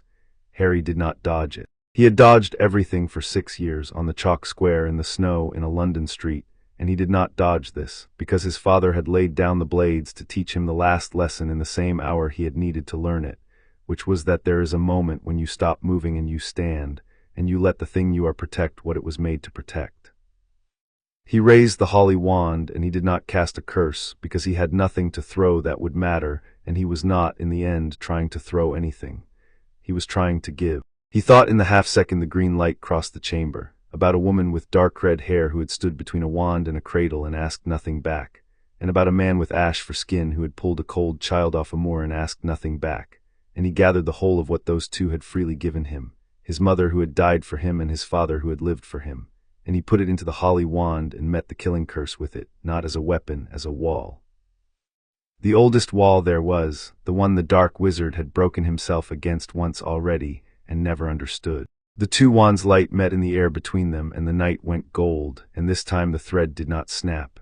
It held, and along it the dead came, not as echoes from the wand, the way they had threatened to on the slope. Here in the actual country of the dead, they came in the flesh of their shades, the numberless cargo the Fury had hoarded and could hoard no longer, every soul the dark wizard had ever made, the villages and the strangers and the woman in the London street, and at the head of them, drawn up the gold thread to her son, a shade with dark red hair and Harry's own eyes, who looked at him across the impossible chamber for one instant out of the bottom of a photograph and 12 years too late, and was not afraid. And was unmistakably, even in grey, proud. The dead closed on Voldemort from every side, and he could not flee up the throat for the phoenix fire, and he could not flee into the grey for the shades, and his soul anchors, his horcruxes hidden in the living world above, did not save him, because a soul cannot crawl back to its anchors from the inside of death's own house, and the masterpiece of him was here, trapped, undefended. With vengeance dead and his patron gone, and the one wall he had never been able to break standing between him and the only child he had ever failed to kill. The killing curse rebounded down the gold thread the way it had rebounded off a cradle, and there was no body to flee and no anchor to reach, and the dead were waiting, and Lord Voldemort, who had torn his own soul into 7 pieces so that he would never have to enter the country he now could not leave, was unmade in it, soul and shadow and all the hidden anchors going inert and lifeless above in the same instant, and his scream went up the throat of the underworld and into the phoenix fire and was gone. The gold thread snapped, the chamber went quiet. Harry stood with the holly wand in his hand and the grey dead settling back into their stillness all around him, and the shade with the dark red hair held his eyes a moment longer, and lifted one weightless hand, the way the other shade had on the plane, not to take, only to bless. And then she stepped back into the numberless grey and was one of them again, gone, given back, and Harry let her go, because he had learned from the best there was that you carry your dead and you do not chase them. And because his father was beside him, alive, unarmed, breathing, and the living were the ones you stayed for. That's both of them, Harry said. His voice came out rough. He cleared it. The grudge and the man, Dumbledore said they died 2 different deaths. He was right. He was right, Kratos said. He was looking at the place in the grey where the shade with the red hair had gone. She waited to see you do it. The dead do not wait. They have nothing to wait with. She waited anyway. A pause, waited, the gate forced open one more careful inch. Your mother. She is the second thing in any world I am certain of. Above them, across the cut throat of the underworld, the phoenix sang one note, and the note meant now, quickly, while the door still burns, because the living did not belong here, and the way out was closing, and there was a fire waiting to be rebuilt in a glen at the other end of the dark. They went up the throat of the world with the phoenix carrying what it could and Harry's own legs doing the rest, climbing the long grey shaft toward the failing circle of fire that was the door he had cut, and the dead did not follow, because the dead had what they were owed now, which was nothing, which was peace. The fury who had hoarded them gone, and the wizard who had made so many of them unmade, and the grey country settled behind the 2 living souls climbing out of it like water closing over a dropped stone. At the river's edge, as they passed, the faceless ferryman stood by its flat grey boat and watched them go, and it did not ask a second toll, and it inclined its hooded head a fraction, the way the goblin had, one old thing acknowledging that another had done a difficult thing correctly. You set the bowl, the ferryman said in its voice of slow current over stones, and Harry understood that the dead who heard everything had heard, and that the saying of it back to him was the nearest thing to a blessing the underworld had to give. Few do. Go up, warm things, and do not come down again until your time. The door will not open so kindly twice. The throat narrowed and the fire at its top guttered low, and the phoenix sang and beat its wings, and the warmth of it filled the last of the climb. And Harry felt the green coin cold give way to a different cold, a clean one, a living one, the cold of a Highland dawn coming down through water, and then the surface of the tarn was over his head, and then it was under his feet, and he came up out of the black water onto the flat rock where the chalk square had been drawn 10,000 times, gasping, soaked, alive. With his father coming up beside him, and the seam closed behind them with a sound like a held breath finally let go. They lay on the rock in the grey morning and breath. Glen was as they had left it. The house a black ruin, the forge cracked, the heather scorched in a ring around the dead ground, but the tarn at their feet was only water now. Harry put his hand in it, and it was cold and ordinary mountain water, no green light moving in its depths, no held breath, no hook under the ribs, no pressure of a will reaching in from the far side, because the far side had been emptied of the thing that reached, and the seam, with nothing holding it torn, had begun at last to knit. He looked at his own forearms in the dawn light. The chains were gone. Where they had rooted that morning there was only unmarked skin, no scar, because the chains had never truly been his. He had borrowed his father's curse for a single day and given it back, and his father had carried it out of the world and dropped it into a river that ran the wrong way, where it would lie until the world ended. Kratos's forearms still wore their old script of scars, the ghost marks of an age of chain. But the chains themselves were gone, and the blades were gone, and Kratos, who had stood beneath the wrapped weapons in the dark for 6 years, unable to destroy them and unable to be free of them, lay on the flat rock in the dawn with his hands open and empty, and would never have to stand beneath them again. The phoenix circled once over the glen, a coal against the grey, and then it climbed higher and higher, going home to the old man and the castle, and the war above that was, Harry would learn within the day, already ending, the dark wizard's anchors gone inert in the night, his followers scattering, his name passing back out of the world it had frightened for so long. The bird sang one last note as it went, the sound the world made before there was anything to make sound about, and then it was a spark, and then it was gone into the brightening sky, and the glen was quiet, and the 2 of them were alone in it, the way they had been alone in it for 6 years, except that the thing that had been hunting them across the ruin of 2 worlds was finally completely dead. Harry sat up. His whole body was the particular emptiness that came after the longest work, the good emptiness, the emptiness the hill left, and he looked at the ruin of the only home he could remember, and he did not feel what he had expected to feel. "We'll have to rebuild it," he said. "Yes." Kratos sat up beside him. He looked at the black ruin, the fallen roof, the cracked forge. With the flat assessing survey he turned on everything that was broken and could be mended, the cooker survey, the looking for what was wrong so it could be dealt with. The walls stood. "Stone does not burn. We will cut new timber for the roof. The forge can be relaid in a day." He was quiet a moment. "It will be a better house. The first one I built to hide in. We do not need to hide anymore." "No," Harry said. Kratos got to his feet, and he reached down, and he offered Harry his hand, ash-gray and scarred, and for the first time in an age, empty of any chain, and Harry took it, and his father pulled him up off the rock the way he had not done in the snow 6 years before, when offering a hand had been a thing that could be taken back, and was not anymore a thing that could be taken back, and never would be again. They stood together at the edge of the quiet water in the dawn, the god of war who had laid down his weapons and the son he had forged and freed, and there was nothing left to fight, and the strangeness of that settled over both of them slowly, the way warmth settles into a body that has been cold a long time. "I'm hungry," Harry said. Kratos almost smiled. He did not have the equipment for it, but the thing that was not a smile moved under the beard, the closest he came, and Harry had spent 6 years learning to read it and read it now. "There is a press by the door that did not burn," Kratos said, "and 2 bowls under the ash if they did not crack. Go and see. I will start on the roof." And they walked up the scorched slope together toward the ruined house that they were going to make a home instead of a hiding place, and the sun came up over the mountain and put gold on the tarn, the sun they had bought on the worst night of their lives and paid for and very nearly lost, and Harry went to find the bowls. The 2 bowls were under the ash, and they had not cracked. Harry found them in the ruin of the press by the door, where the stone had taken the worst of the fire and kept its small cargo whole, and he dug them out of the cold ash with his bare hands and carried them down to the tarn and washed them in the living water until the soot came off and the pale clay showed again, his and his father's, the 2 bowls he had set every night for 6 years and had thought, standing in the burning glen at dawn, he would never set again. They were chipped. One had a black scorch mark along the rim that would not scrub away. But they held water when he filled them to check, and a bowl that holds water is a bowl, and Harry sat on the flat rock with the 2 of them in his lap in the morning coming up gold over the mountain and did not move for a while. Kratos found him there. He had been up at the house, pulling the fallen beams clear with his bare hands, the work of a man who needed work, and he came down to the water and saw what Harry was holding and stopped. He did not ask why Harry had gone to the bowls before the bread, before the dry clothes, before any of the 100 sensible things a body needed after a night in the country of the dead. He understood it. He had built the understanding into Harry himself, 1 clay bowl at a time, across 6 years, and now it had grown into something that had walked down through a hole in the world to find him, and a man does not ask his own work why it works. They held, Kratos said, they held.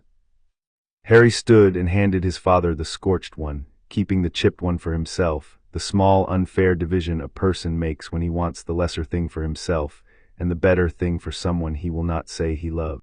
Kratos took the scorched bowl and turned it once in his ash-gray hands, the burn mark dark against the pale clay, and something moved in the survey-flat face that had nothing to do with surveying. "A scar is a lesson the body wrote down," Kratos said of the bowl, giving Harry back the words he had given him over a stitched leg 2 winters before. He set the scorched bowl carefully on the rock, his place beside the chipped one, Harry's, the spacing exact. "This one says the house burned, and we did not. We will keep them as they are. New bowls would forget. These will not let us." He looked up the slope at the broken house. "Bring them. We have a roof to raise before the cold, and a man does not raise a roof on an empty stomach, and there is a press of food under that ash that did not burn either, because I built the press to outlast me, which it nearly had to." Harry carried the 2 bowls up the slope, 1 in each hand, his and his father's, and the gold came over the mountain and lay on the black water behind them. And the long work of making a home out of a place that had only ever been a hiding place began, that morning, with the washing of 2 bowls that had refused, like the 2 who owned them, to break. They rebuilt the house before the autumn, and it was, as Kratos had said, a better house. The walls were the same black stone that had held. Stone did not burn, but the roof was new and higher, and there were 2 windows now instead of 1, because they did not need to watch only the door anymore, and the forge was relayed and burned hotter than before, and the bed against the wall had a second bed beside it now. A real one, low and hard in the way Kratos approved of, because a boy who had spent 6 years sleeping on the warm stone by the fire had earned, somewhere across those years, A place that was his and not a thing he curled up on out of watchfulness. Harry still slept with his back to the wall, some lessons the body keeps. But he slept, and he slept the whole night through, because nothing came up out of the water any more, and the dawn no longer had to be bought. The tarn was only a tarn. They swam in it in the warm part of the day, which Harry had never once done in 6 years of going into it before the sun to learn the cold. And it turned out that the black water in the afternoon, with the light on it and nothing waiting underneath, was the finest swimming in the Highlands, and Kratos sat on the bank and watched him do it with the flat survey that Harry had long since learned to read as the thing it actually was, which was a man making sure the one good thing he had built was still there. Still breathing, still his. The training did not stop, it changed. They no longer trained against the certainty of a thing coming up the slope in the dark, and so the work became something quieter and in its way harder, the work of keeping an edge true when there is nothing to cut, of staying ready not because the enemy is at the door, but because a man who lets himself go soft dishonors the version of himself that was hard when it mattered. Harry kept the chalk square. He drew it new each morning on the flat rock, the advance and the recover and the door, and some mornings Kratos joined him and some mornings he only watched, and the watching was no longer the cold survey of the early years, and had not been for a long time. The letter came in the first week of autumn, carried by an owl that could land now, because the seam had knit and the glen had come back onto the maps, and the owl dropped onto the new ridgepole and waited, ruffled and patient, while Harry read. It was from Dumbledore. The war above had ended in the night they came up out of the water. The dark wizard's anchors had gone lifeless all at once, and the men and women in the silver masks had scattered like crows off a dead thing, and the wizarding world had begun the long, slow work of deciding what story to tell itself about the decade it had spent afraid. The letter did not ask Harry to be the hero of that story. It said instead that there was a school, and that it taught his mother's kind of magic, and that he had a place in it whenever he chose to take it, in the autumn or the autumn after or never, and that the choice was his, entirely his, and that an old man who had once made a poor choice on a doorstep would not presume to make another one for him. Harry read it twice and handed it to Kratos, who read it once slowly, because reading did not come easily to a man who had learned letters from a wizard's gift in a glen, and handed it back. "You want to go," Kratos said. It was not a question. "Part of me," Harry looked at the owl on the ridgepole, the warm hook under his ribs that had survived the mountain and the underworld and everything else, the part of him that was his mother's, that belonged to the bright soft country of people like him. "Not all of me, this is home, but she was real and her world is real, and I've carried her this whole time without ever knowing the first thing about her except what she looks like in one photograph. I want to know the rest. I want to learn the things she could do." He folded the letter. "And then I want to come back here and tell you it's all gaudy and soft and nobody watches the high windows." "You will be right," Kratos said. "It is all of those things." He was quiet a moment. "Go, a man can belong to more than one place. I have told you he can carry more than one set of ashes. The same is true of homes. You will go to your mother's world in the autumn, and you will learn what it has to teach, and you will come back to this one when the cold sets in, and both of them will be yours, and you will be the stronger for having two." The thing that was not a smile moved under the beard. "And if anything in that gaudy soft country puts a hand on you, it will learn, as the dead learned, and the wizard learned, and the oldest grudge in any world learned, that the boy belongs to a glen at the end of the earth, and that the glen answers." That evening Harry set the table, as he had every evening for 6 years, 2 bowls, his place and his father's, and he stopped, the bowl in his hands, because he understood it now fully, the way Kratos had promised on the very first day that he would one day understand. He had thought, as a child, that the second bowl was a chore. Then he had thought it was a kindness disguised as a chore. Now, with the war over and the dead at peace, and the one across the table who had pulled him off a moor, and forged him and freed him, and called him son once in the country of the dead, and would never need to say it again, Harry understood that the second bowl had never been either of those things.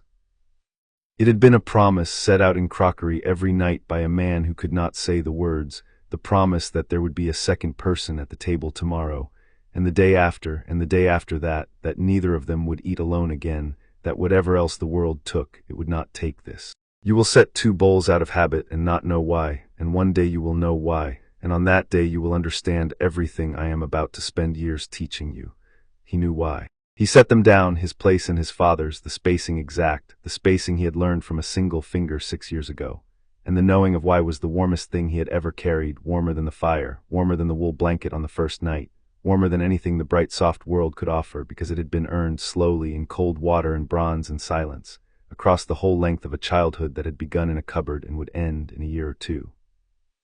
With him walking into the world, a thing that the world would have to reckon with. On the wall above the relayed forge, where the wrapped blades had hung for 6 years, there were 2 iron pegs still, because Kratos had not taken them down. But the pegs did not hold weapons anymore. They held the photograph from the vault, his mother and father laughing in their square of old afternoon propped where the firelight would reach it, and beside it, no longer wrapped, no longer hidden, a child's flute of pale wood worn smooth by small fingers a long time dead. Both their dead carried in the open at last, in a house that was a home and not a hiding place, watching over 2 living souls and 2 clay bowls and a fire that no longer had to be kept burning against the dark, because the dark, for the first time in either of their long strange lives, had been answered and had nothing left to say. Eat, Kratos said, and ladled the stew, his into one bowl, Harry's into the other. Harry ate. The food did not go anywhere. No one took it. No one ever would again. Chapter 7 End.